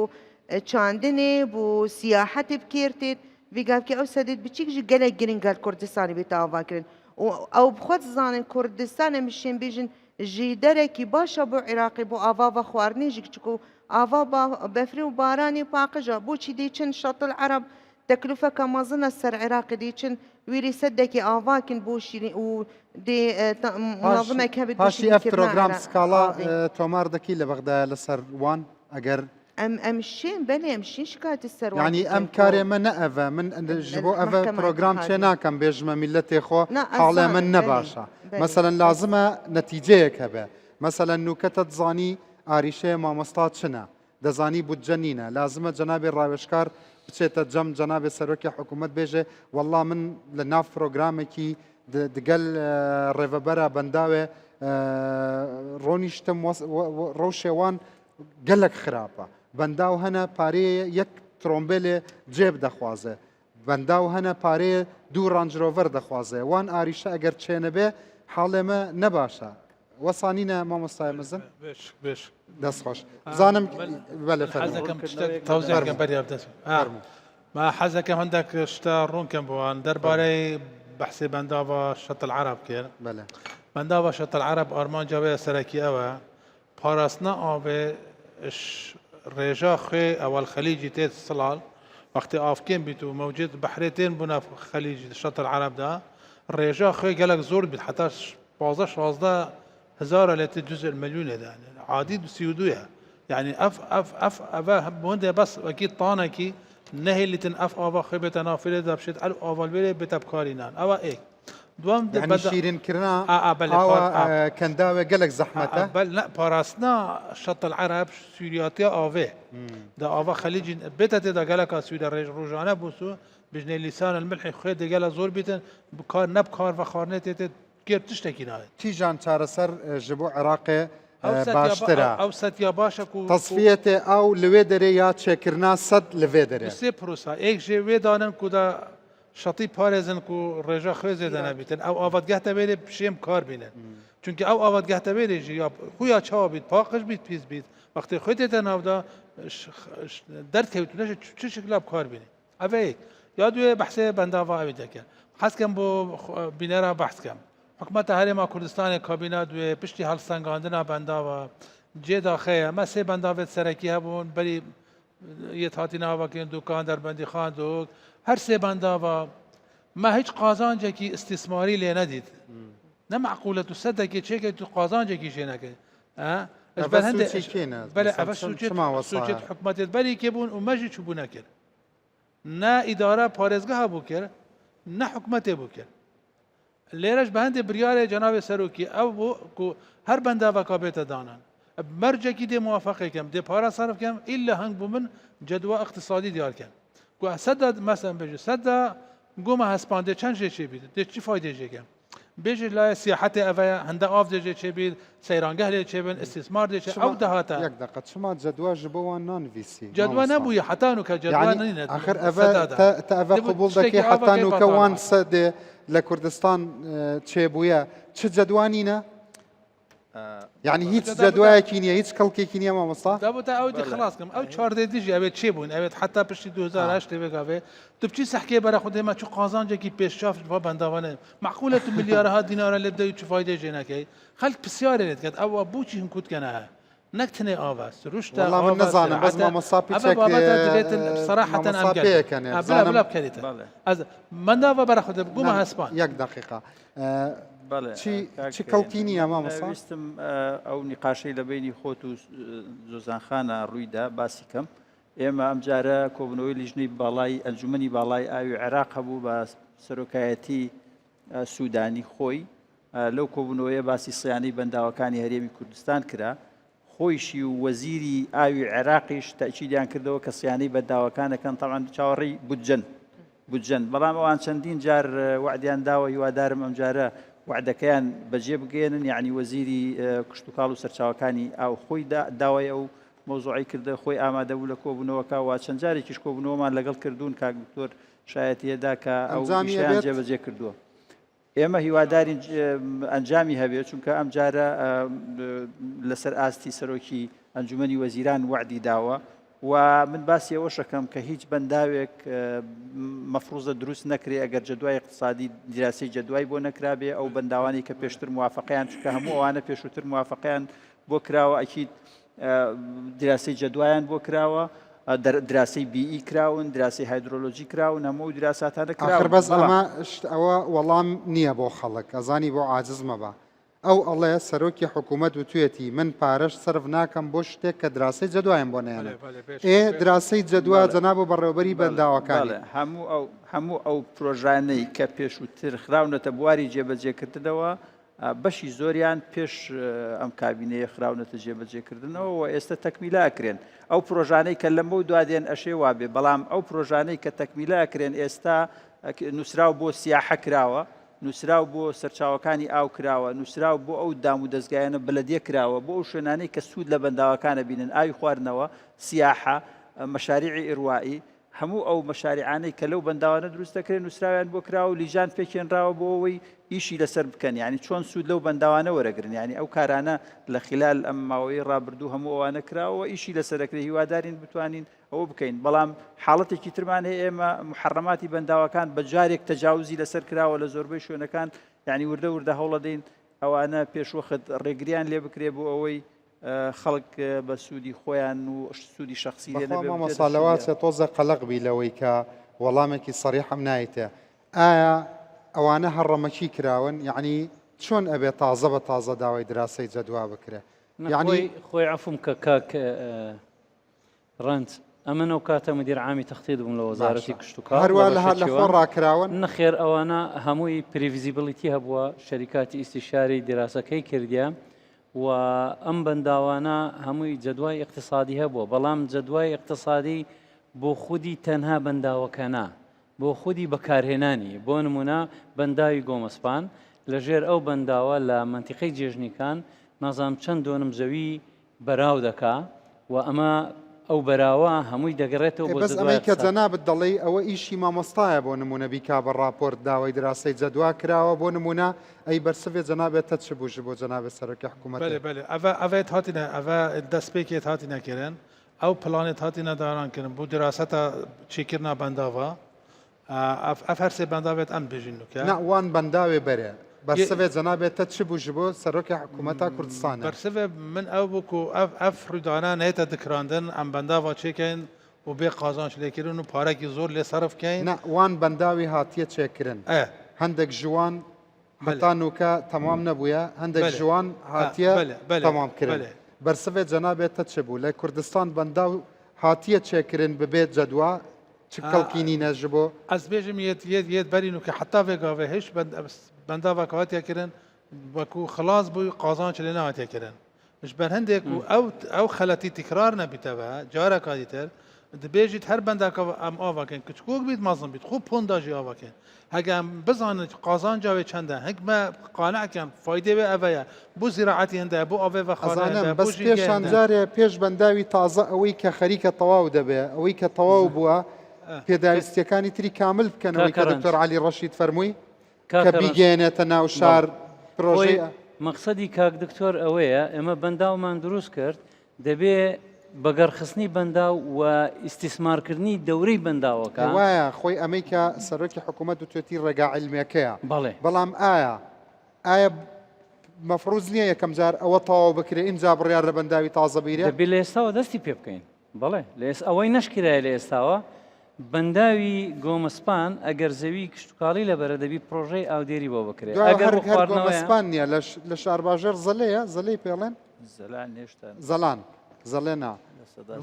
حزك مزبوطة واشتكي وتروازح مثلا نمونة كبنداوة خلص تقريبا يعني وكو هيكل ودرست أو آفات بيجي 7 مليون يتدعي ديوانه جا برانيزي كنظام 20 مليون كاتشندا يعني معقولة أو سدها ما وصل مين بياخدان بفايدة جيب كي دفيت ببيتا مصرين جهة جينو جان كيف بكا ما مصر حكومتي هريمي كردستان أي بونايكا حكومتي هريمي كردستان يكاريت كتنكو هر بندا وكي جدا دراسه کی باش ماستر پلان کی دانی یه کاری سرد کن بو نیکن یه کاری سرد کن بلام هیچ خلاص نبود یک کده بیت هی کی تایبت مندی خویا هیک المنطقه کی بزن جوازیا و سده چه اوادی چه ده چه فایدهش وکی ده چه فایدهش واقع اوانه همین لیک دند هر یک بیت جهه کی باشترین جهه جینو جیانه کنفرانسا مؤتمره جیانه استثمار سیاحت خدان کردن ماسیا سیاحت آوه همو تشتیت ده اوه جدوى اقتصادیه بنده گفتم صدقی که گوم اسپان تو حصت میلیون دلار عن مليار که لب تو معقولی نزان جدوى اقتصادی چند بیت او سلوکی حکمه هولیر 150,000 مال دبنا خدان آوه شیرین خارنه از متبجم او جرا حکمتی هری کردستان بیشتر عدکی وکی من داوا یان دلگا یان خویتا کم آوا کن اوه آوه ایک دبو هولیر پیدا کرد ایک دبو سلیمانی پیدا کرد یکیش دبو زراعتی الدشتا شیخان و آکری پیدا کرد اوه هنه اف دهاتیش وانتیتن شونا ام 10 میلیون دلار پاره صرف کن بو آوه بین هولیر اوه صدا من دوام درز ببیده آوه که پاقش یا زلال سال 12 ماه آوه پاقش هلی دهتا صده بی پیساتی بی لوتین خویتا جی هر باسا در بند اویدی با کرمانجی هر بو بخارنه و زراعتی دیتا بخارنه اوه مهمه تبو من بحث بله اوه مهمه جنابه تبكي الريبورت لأنجمني وزيران بشين جبو جهة السياحة جبو كشتوكال جبو بنداوكان جبو شارواني اما بردوام مثلا وكي دكتوركي يعني باشي بروجرام دستي تماز دكم بك الريبورتكي بو بينيرن بحث مكا جبو جناب سروكي حكومتي ما بحث بك نوصايا افرقا علميا افيد بو جناب سروكي حكومتي تينا قوتن و يلديف نتيجه واز يترين وقت كان دستي هر بندا وكا تايبت بشين بخوينن آمدن پاره کشی تخصیص کن بس بو دراست کا باش بکن کادی چا قازانج شو بکن و ببیت ماستر پلان بدن برهمینان بدن دام دزگاه بر بسیار کاری رخوریت و بندا ام فرمایشتانی که جنابت فرمود باورم پب که اتوان ر پلان استراتژی لسر دابر رجره و ام دابرانی دامو دزگاکانی ئێمە لە یەکتر کە هەر کەسە و لە لای خۆیەوە قەرار دەدا بەبێ و جێتەکەی تر ئاگادار بێ ئەمە ئەبێ بڕیاری دەستە جەمعی بێ وەنیە ئەو جیهتانە ئەگەر ئەمە ئاوا بیکەی بە راپۆرتێکی مفەسەڵ بکرێ بە پلانی استراتیژی درێژەخایەن باوەڕم پێ بکە بەشێک لەو گرفتانە ئەڕەوێتەوە هەندێک بووینە پلان هەندێک بووینە پرزنتیشن ئە زۆربەیان گەلێکیان گەشتنە مەکتەبی سەرۆکی حکومە خانەکی زۆری پێشی خستیە مثلا بوو گومە هەسپان یعنی ئەو ڕەزامەندی سەریع بریاری سەرۆکی هەرێمدا کە گومە هەسپان زووترین وەخت دەست پێ بکەن لە دەرفەتێک بوو باکووری هەولێر هەموو تووشی کێشەی ئاو بوو وان گازانێ مندا گومە هەسپان ارتفاعی 100 متر و 120 متر برسترة لمستوى البحر هولير 400 أما أو بداوا أفاكين هر بجرافيتي ده بجرافيتي بكهرباء بمزخات تشتك بينا بخوده بالراب كالسليماني لناوتشي ما بيشنيار شني واهية هر بجرافيتي ده بس كبر ببيد نوتو 4 مليون 2 سالة پر دبيد أجر هر سالة تنه 20 مليون متر مكعب آوه بو باكورة هولير بين نزيكي 9 مليون مروف ده كيشا آول باكور حوجي بيركولان نامينيتون حوجي فرمو كومنتكات بلا تكالي والامي بك فرمو كاكي من بفرمو جنابت زۆر سپاس بۆ ئەو دەرفەتەیە کە بتوانین لەم بەرنامەیەدا بەشدار بین سەرچاوم زۆر بەخێر بێن پرسیار یەکەم بۆ ڕایۆژکاری حکوومەتی هەرێمی کوردستانە کە بۆچی هەوڵ نادرێتن ئەو سێ بەنداوەی کە بودجێکی باش بۆ تەرخان دەکرێتن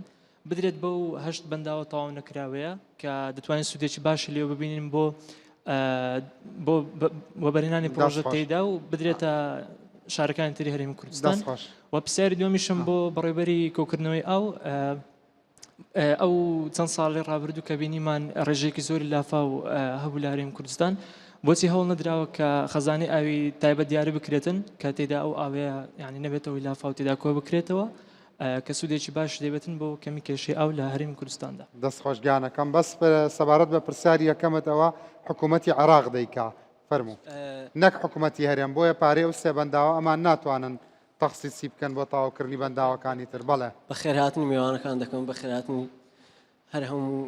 ئامادەبووان کاگرانز پرسیارە کە ناویتە کە سەختە ناویتە ئاو گواستنەوە بۆ تەواوی شارەکان لە بەنداوەکان ئەگە چی سەبارەت بەکارە بایەکە کە لێ دروست دەکرێت لەو ئاوەکە کۆکرایتەوە بەڵێ کەیتر قسەی هەیە تەو تێبینیانە بنووسن بە فەرموو. بسم الله الرحمن الرحیم من بەیار لە قۆناقی سێم لە زانکۆی سەلاح الدین باشی هەنداسەی سەرچاوەکانی ئەو دوو پرسیارم هەیە بۆ دکتۆر بێوار کە پرسیارەکانم پێش چەند ڕۆژێک ئەمن سێرچم کرد گوتم the most dangerous dam of the world نەک of the کوردستان و عێراق گوتم لە جیهان مەترسیدارترین بەنداو کامەیە گوتی بەنداوی مووسڵە ئەو بەنداوی مووسڵە کە سەراتە یعنی ئەو مەترسیدارترین سەد مووسڵە بەڵێ ئەوجا کە پێش ئەوەی دەست بە دروستکردنی بەنداو بکرێتن بۆچی لە دیزاینکردن ئەو شتانە ئەوە ناکرێتن کە بۆ منە ئەو مەترسیانە پێشەو بگیرن پێش دروستکردن ئەوە یەکەم پرسیاری منی دوام ئەوەیە کە ئەمە بەنداوی دێرەلۆک کە تاوا بوو هایدرۆلیک پاواریش بوو تاوا بوو ئەو ساڵ ئەو جاگوتین دەک مهندس و کارمانمان دەوێت ئەم بەخۆم ڕۆیشتمەوێن دەر کە بۆ نمونە اقتصادی منە و باش لی دەزانم گوتی ئەمە کورد وەرناگرین چونکە مهندسی ئێرانیمان هێناوە ئەوجا کە مهندسی ئێرانی هێنا بێت ئەمە من ئیشم چییە کە بڕۆم 4 ساڵ بخوێنم و ماندوو بم و کە تەواو بم ئاخیرێ دانەمازرێم و تەعین نەبم مهندسێکی ئێرانی دابمەزرێنی ئەمن بۆ دانامەزرێنی ئەوە دوام پرسیارم و زۆر سپاس. کەسی تر قسەی هەیە خوشکان کچەکان کەس قسەی هەیە فەرموو خوشکە. دەستپێکی گەلک سپۆز بووێ دەرفەتێ ئەسمەڤیان عەبدوڵڵا قوتابیە بەشێ بەندە و سەرچاوەکانی ئاو زانکۆ سەلاحەدین ئەکید کێمیا بەنداوە یا بووە ئەم هەمی زان بیداگەری کارە سادا باش مادام بابەتێکی هەندێک سەرەکیە و هەواشەژیری ئەڤ رو بەحثکەین بوچی وژبەرچە بەشێمەل زانکۆ دووە کاڵتێ گرتن زانکۆی دهۆت هاتە گرتن لێرەش لەوانەیە نەمینێ لە سەلاحەدینیش بەڵێ ئەوە کێ وەڵامیاتەوە ئەوە دەبێت کاک دکتۆر لە ئەنجومەنی وەزیران وەڵامی بداتەوە باشە باش نووسی و تا تێبینەکە و بالێ من نوێست کێسی تر قسەیە فەرموو پرسیاری من لەسەر بەنداوی بێخمەیە بێخمە کە چەند لە مێژە دەست بە دروستبوونی کرا لە 79 تا ئێستاکە کە بە خۆمان دەزانین لەبەر شەڕی عێراق و ئێران ڕاوەستە دوای لە 91 دیسان لەبەر شەڕی کەندا و ڕاوەستە بەڵێ دەست خۆش دواتر لە 2003 بڕیار وابوو لەگەر شاندی عێراقی دەست بە دروستکردنەوەی بکرێ و بەس دەنگۆ دەرچوو لە 2007 و 2008 33 میلیۆن دلاری ئەمریکی لێ سەرف کرا بەس لۆ ئەوەی کە دەست پێ بکەنەوە بەس هیچ بەرەو پێشچوونەک نەبوو و یعنی بڕی ئەو پارەیە کە پێویستە لە تەواوکردنی 2.6 میلیارد دلارە ئەوە باشترینە کە ئەو بەنداوە تەواو بکرێتن نەک 11 میلیارد و 100 میلیارد لە بەنداوی دیکەدا سەرف بکرێت و لەسەر زێی گەورێ و 6 کیلۆمەتریش لێرە دوورە و زۆر ئەوەی کەم دەکاتەوە کە زێی گەورە ئەگەری وشکبوونی زێی گەورە کەم دەکاتەوە ڕاستە؟ دەست خۆش کەیتر قسەی هەیە؟ سپاس بۆ ئەم دەرفەتە من چورین قوتابی لە کۆلێژی ئەندازیاری قۆناغی چوارەم لە بەشی بەندا و سەرچاوەکانی ئاو جگە لە دروستکردنی بەنداو کە هۆیە کە بۆ کەمکردنەوەی کێشەی ئاو ئێمە دەتوانین بە کەمکردنەوەی لێدانی بیری ناساییش کێشەی کەمی ئاو کەم بکەینەوە ئایا تا چەند کارکراوە بۆ ئەوەی لێدانی بیری نایاسایی کەم بکرێتەوە چکە ئەوەی خۆم زانیاریم لەسەر هەبێتن هەر لەم ساڵدا 2 مەتر لە ئاوی ژێرزەوی لە پارێزگای هەولێر بەهۆی لێدانی بیری نایاساییەوە کەمی کردووە چەند مەتر دوو لەوانەیە زیاتریش بە دەبێژە بەس ئەم ساڵ 2 مەتر ئاوی ژێرزەوی کەم بووە دابەزیە کەس قسەی ماوە بەڕێزان زۆر سپاس لە هەولێرە دەبێژێ 2 مەتر ئاوێ ژێرزەوی هاتیە دابەزین مامۆستا سەبارەت بە پرسیارەکان بۆ جەنابەت بەڵێ وابزانام کۆمنتشە بۆ لەسەر قسەی بەڵێ تایبەت بەوەی کە چۆن سوود لە بەنداوەکانی خۆمان ببینین لە ڕاستیە ئێمە لە ڕێ وەزارەتی کشتتوکاڵ و سەرچاوەکانی ئەم ساڵ ئەو چوار بەنداوی کە تەواو بوون پێش ئەوەی تەواویش بن ئەوەی کە نزیک بۆ لە تەواو بوون نووسراومان کردو بۆ پارێزگاکان هەر یەکەی بۆ پارێزگای خۆی بۆ وەزارەتە تایبەتمەندەکانیش ژینگە شارەوانی وەزارەتی خۆمانەوەی علاقەی بە ئیڕواوە هەبێ بۆ ئەوەی ماستەر پلانێک بۆ بەنداوانە دانرێ لە ڕووی سیاحیەوە لە ڕووی ئاوی خواردنەوەەوە لە ڕووی مەشاریعی ئیروائیەوە لە هەر ڕوویەکەوە کە سوودی لێ بینڕێ بۆی ئەو پارێزگایانە بەپێی پلانی خۆیان لەگەڵ وەزارەتە تایبەتمەندەکان پلانیان بۆ داڕێژن و ئەوە با بڵێن پلانی وەزارەتی کشتتوکاڵ و سەرچاوەکانی ئاو بەنداوەکان بووە و ئاگداری سەرۆکایەتی حکوومەتی هەرێمی کوردستانیش لەو بارەوە کراوەتەوە و تەوجی هەیە بۆەوەی ئەو سوود لەو بەنداوانە وەربگیرێت ئەمە یەک لەسەر ئەوەی کە لەسەر لافاو کە لافاوێکی زۆر هاتووە لە ساڵانی ڕابردووە دیارە لافاو لەو شوێنانەی کە بەنداوی هەبووەکەوەی ئەم ساڵ بینیتان زۆربەی بەنداوەکانی ئێمە ئەو شوێنانەی کە بەنداوی لێ بۆ پڕ بوون واسە ڕێژیان کردووە جگە لە بەنداوێک کە لە سنووری هەولێرە لە پێش بەرنامەکەش باسم کرد بەنداوی چەبرگە ئەم ساڵ ئاوێکی ئەوتۆی تێنەچووە دەنا هەموو ئەو بەنداوانەی کە هەمانن لە ڕوخا نەخێریش بەنداوی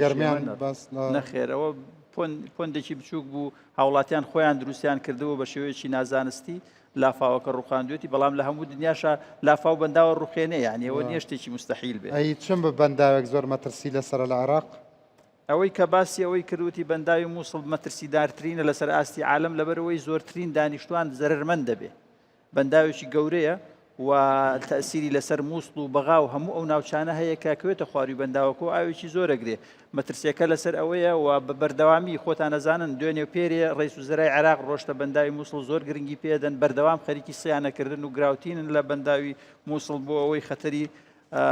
ئەوە کەم بێتەوە بەڵام تا ئاستی ئاو نزمتر بێ لە بەنداوی مووسڵ وەکەوە ئێستا مەترسیەکانی کەمترە بێتەوە ئەی بۆچی گرنگی بە دەربەنی خانان ئەوەشیان پێ بڵێن خۆ دەربەندی خانیش دوور با شتێکی لێبێ با پێ بڵم مەترسێکی زۆر گەورەی هەیەویش بە دڵنیایەوە ئەوە پرسیارێکە بە فروزە ڕوبڕوویان بکرێتەوە دەربەنی خان گرنگی دەربەنی خان بۆ عێراق چۆنە چونکە هەموو بەندا ئێستا بۆ نمونە فرات وەزعی خراپە لە عێراق فرات تەسەوورکەن لە 8 ملیار مەتر سێجای 1 ملیار ئاویتایە ئێستا بە دیجلە تەغزیەکەن یعنی لە ئاوی ڕووباری دیجلەوە ئاو ئەگەێنە فرات بۆ ئەوەی دامی بکەن ئەو مەنتیقەیە تووشی گرفتی بێ ئاوی نەبێ بەڵام لە سیروان دیالە وەکو خۆیان پێ ئەڵێن کە دەربەنی خان خەزانی سەرچێتی هیچ شوێنێکی تریان نییە تەغزیەی دیالە بکە جگە لە دەربەنی خان بەڵام لە شوێنەکانی تر ئەتوانن هاوکاریەک بکەن بۆ نمونە ئاوی دوکان بە مەشروعی ڕێی کەرکووکە ئەگاتە دووز و کفری یعنی هەموو ئەو شوێنانە لە ئاوی دوکانەوە ئەڕوا لە بەرەوەی پرۆژەیان هەیە شەبەکەیەکی گەورەیان هەیە کە ئەتوانرێ تەوزیعی ئاو لە عێراقا تەنزیم بکەن بەڵام لە دیالە ناتواننەوە بکەن تا ئێستا بە پەمپستیشن لە دیجلەوە جاری وایە ئاوی خواردنەوەی دیالە بن نەیانتوانیوە چارەسەری ئەوە بکەن بەڵام خۆی بەگشتی دیجلە ئاوی زۆرترە لە فرات بەڵێ خۆ دیجلە تورکیا 16 بەنداوی لەسەر دروست کردووە لەسەر فرات چواری دروست کردووە هێشتاش بەوەشەوە هەر ئاوی دیجلە زۆرترە بەڵێ ئاوی دیجلە زۆر لە خوار بەنداوەکانەوە مەبەستم ئەزانی چۆنە ئاوی لقەکانی دیجلەکە ناو هەرێمی کوردستانە نزیکەی لە 32 دیجلە پێکێنن ئەینا دیجلە خۆی ڕئیسیەکە 100% لە تورکیاوە دێ یعنی نزیکەی 12% فەرعەکانی دیجلە لە ئێرانەوە دێ لە 132 لە هەرێمی کوردستانە باقیەکەی تری لە تورکیاوە دێ پرسیارێکی تری کرد دەڵێ من ئەندازیارێکم چووم یا هێزی کاری خۆمان بەکار نایانن هەمووی ئەندازیاری دەرەوەی هەرێمی کوردستانە بۆ سەدی ناوخۆ هیچ مەرجێکەیە هێزی کاری خۆمان بەگەڕ بخرێ لەسەر دێرەلوک لە ڕاستیا دێرەلوک لەسەر زەی گەورەیە هایدرۆپاوەرە و ئەوە وەزارەتی کارەبا دروستیان کردووە و شەریکەیەکی ئێرانی دروستی کردووە پێم وابێ ئێستا لە قۆناغی تەشغیلکردنان چکە بەس بۆ وتیان داخرێ بۆ بەرهەمێنانی کارەبایە بەڕاستی من لەبەرەوەی سەر بۆ وەزارەتێکی ترە زۆر معلوماتم نییە لەسەری بەڵام ئێمە بەس دامەزراندن بکرێتەوە ئێمە زۆرترین دەرفەت دەدەینە دەرچوانی بەنداوەکان دەرچوانی سەرچاوەکانی ئاو بۆ ئەوەی چ لە وەزارەتی خۆمان یا لەو دائیرانەی کە گرنگن لە هەرێمی کوردستان پەیوەستن بە بەنداوەکانەوە بە دڵنیاییەوە دەرفەتی کاریان دەدرێتەوە ئەتوانێت کاک دکتۆر لەسەر دامەزراندن ئەوە قسەی خۆی بکات لەسەر بەخمەش بەخمە ڕاستە چەند هەنگاوێک دەستی پێکردوێتەوە وەستاوە چەند هەنگاوێک وەستاوە بەڵام بەخمە لە ناو پلانی استراتیژی عێراقیە هێشتا هەر وەکو بەنداوێک ماوە و لە سەدا سی ئەوانەی تەواو کراوە بەڵام پێویستی بە دیراسە و جارێکی تری عادە نەزەرە چونکە هەموو ئەو گۆڕانکاریە کەشوهەوانەی کە ڕوویداوە لە تەواوی ناوچەکەی هایدرۆلۆژی وهی کەشناسی بە دڵنیاییەوە کاریگەری لەسەر دیزایانی گەورەی بەنداوی بەخمەش ئەبێ کە لە ئایندەیە ڕەنگە ئەوە قسە و باسی لەسەر بکرێت. بە لە یەکێک لە بەرنامەکانە مناقەشەیەوە کرا کە بە بەرزیەکی کەمتر دروست دەکرێت ئەوە لە پێشنیاری بەڕێوەبەراتی گشتی بەنداوەکانە؟ بەڵێ خۆی چەند پێشنیارێک هەبووە لە چەند بەرزیەکە دروست بکرێەوە هەروەها ئەوەش بووە کە بەنداوەکە بە بەرزیەکی بەرزتر بکرێ بەڵام ئاوی تیا خەزن نەکرێت چکە تۆ توانی کۆنتترۆلی ئاو بکەی لە بەنداوەکە بە کەمترین بەرزیش لە منداوە زیاتر ئاو گل دەداتەوە بە دڵنیاییەوە لانی کەم 4 ملیار و نیو لە نزمترین ئاستا 4 ملیار و نیو 5 مترەوە بزانم ارتفاعی بەڵێ کەمترینیان بە 5 متر ارتفاعی نزیکەی 4 ملیار زیاتر 4 ملیار ینی 4 بەنداوە چەند ئۆپشنێک دانراوە چەند ئۆپشنێک دانراوە بەڵام ئێمە لە بیرمان نەچی ئەو تەنەڵانەی کە دروست کراون کە لە سەدا سی پرۆژەکەن ئەوانە حکومەکەن کە تۆ لە چ بەرزیەکە ئەتوانی کەمتر نەکەی لەبەرەوە ئەوانەش بۆ خۆی با بڵێن سپیڵۆیەکەیەتی ئەوەی ئەینەکانە دایڤێرشن تەنەڵەکانە ئەنتەیکەکانە ئەوانە هەمووی حکومەکە کە تۆ لە چ بەرزیەکە بتوانانی ئەو بەنداوە کەمتر نەتوانی یعنی لە لای حکوومەتی هەرێمی کوردستان وەکو پرۆژێکی زیندوو ماوە لای لە پلانی استراتیژی عێراقیش ماوە حکوومەتی هەرێمیش تا ئێستا بە هیچ چینێک نەیوتووە من بە جارێک دەستبەرداری سەدی بەخما بم بەڵام لەم زروفی مالی و لەم زروفەی کە ئەم گۆڕانکاریانەی کە ڕوویداوە بۆ ئێستاهی گەورەیە بەنداوە لە سەردە دەفتەربەکی کەوتوێ بە تاکی دەستە بەخمە دروست ناکرێت وانە مامەستا وتی بەشی بەنداوەکان لە زانکۆی دۆک داخراوە دکتۆر عەلی ڕەشید وتی لە هەولێریشدا دەخرێ ئایا ئەمە شتێکی خراپ نییە بەشی بەنداوەکاندا بخرێ؟ باوەرتان هەبێت هەر وەختەی ئەمن ئاگادار بووم کە خاصم بەشی ئاو لە بەنداوەکان لە دووە بگرێت ئاگاداری ئەنجومەنی وەزیرانمان کردووە لە ڕێگای نووسینگەی سەرۆکی حکوومەت کە بابەتی ئاو بابەتێکی زۆری هەستیارە وەڵامت وەرگرتەوە مە پێویستی کەوادریان هەیە مە پێویستی ئەم بەشانە مەفرۆز بەرفراتر لێ بێن لە زانکۆکان بەڵام ئەو ئاعتیزارەی وەزارەت دەلێت ئەمە هەند کەوادرمانینە لەو بابەتە تەدریس و شت بکەن لەبەر ئەوە ڕاگرتیا ئەوەی دیتر بابەتی بوچوونی ئێمە ڕاستی احتمالە بەری مانگە گشتێنینە کە وەزارەتی تعلیم العالی ڕایگەاند ئێمە ئەم ساڵە نزیکی 6,000 تەڵەبە لە ماجستێر و دکتۆرا وەرلەگرێن ئەمە وەکو شخصی بوو نووسینگەی سەرۆکی حکوومەت و چووتە ئەنجومەنی وەزیران ئەو نامە تەعمیم بکرێت بۆ وەزارەتی تعلیم العالی و جامعەکان داواتە ئەگەین ڕێژەیەکی زۆری باش لەو مەقاعدانە بۆ زانستی جیۆلۆژی بۆ هایدرۆلۆژی بۆ دیراساتی ئەحواز بۆ وەڵام چییە بەشی بەنداوەکان داخراوە دکتۆر عەلی ڕەشید ئەڵێ لە هەولێریشدا دەخرێ پێویستە دادەخرێ پێویستە نێنەگرتن بەلکو بەرفراتە لێژی پێنەکەن آخر پێویستە جیایە ئەمە وەڵامی حکوومەتە حکوومەت نایڵە دابخرێ و فراوانتریشی دەکا حکومت ئەوە پێشنیاری وەزارەتی تعلیم العالیە و جامعە زانکۆکانە نەی ئەنجومەنی وەزیرانە ئەنجومەنی وەزیران قبوڵی دەکا بەنداوەکان دابخرێ مەفروزە قبول نەکەتن مەفروزە قبول نەکات خەڵک تەقدیم ناکات چونکە ئیشی لە دەرەوەی دەستگاکانی حکوومەت ئیشی کەمە لە دەرەوەی دام و دەستگاکانی حکوومەت ئیشی بەنداوەکان و سەرچاوەکانی ئاو کەمە لەبەرەوە احتیمال لەسەر هەندسەی مەدەنی و ئەوانە حساب بکرێ بۆیە ئەو گرفتە دروست بۆ ئێستا لە کاتی تەقدیما ساڵانە کە تەڵەبە خۆی بۆی تەقدیم نەکاخۆ بە زۆر تەڵەبە دانانەی هەوڵێک هەبوو کەرتی تایبەت لە کوردستان لەگەڵ حکوومەت اتفاق بکەن بەندا و دروست بکەن ئەمەش نەگەیشتانجام ئەزەزانی چییە ئەوە هێشتان لە قۆناغی نیقاشکردنایە لە وەزارەتی پلاندانان و لە سەرۆکایەتی خۆت پشتگیریەکەیت هەر شتێک لە بەرژەوەندی خەڵک و هەرێمی کوردستان بێ بەدڵنیایە بەڵام وان بیستووە کە بە ڕاشکاوی لەگەڵ کەرتی تایبەت نیت بۆ بەندا و بۆ ئاو کلیلی ئاو پێویستە لە لای دەوڵەت بێ ئەگەر دەوڵەت ئەو شتانەی تر کە دێتەوە بە فرۆشتنی کارەبایە فرۆشتنی ئاوە ئەو شتانەی کە لە دەرەوەی کلیلەکەیە ئەکرێ کەرتی تایبەت بەکاری بێنێ خۆی کاک ڕەنسکەرتی تایبەت بەرەو دروستکردنی بەنداو ناچی چونکە پارەیەکی زۆری دەوێ و زۆر بە کەمی سوودەکانی وەردەگرێتەوە بۆیە کردی تایبەت ڕوو لە شتێک دەکات پارەی دابنێ و زوو هەڵیگرێتەوە ئێستا کلیلی ئاوی کوردستان لە گیرفانی حکوومەتی عێراقایە هەرێم لە گیرفانی حکوومەتی هەرێمی کوردستانایە بەڵێ لای حکوومەتی هەرێمی کوردستانە و هەماهەنگە بە پێی دەستور ئەو شتانە ساخ کراوەتەوە لەگەڵ لایەنی عێراقی چیت کردووە کە ئەم 4 ساڵە زۆر شانازی پێوە بکەیت و هەڵبژارنێکی ترە کرێت چەنێ ئاوەزیا کرد 4 ساڵی چی جارێ من 1 ساڵە لە ئەم ینی مەبەستم ئەم ماوەیە ئەم ماوەیە پێویست ناکا باسی کەم ئەوەی کە کردومانە قەنەعەتمان پێیەتی و ویژدانمان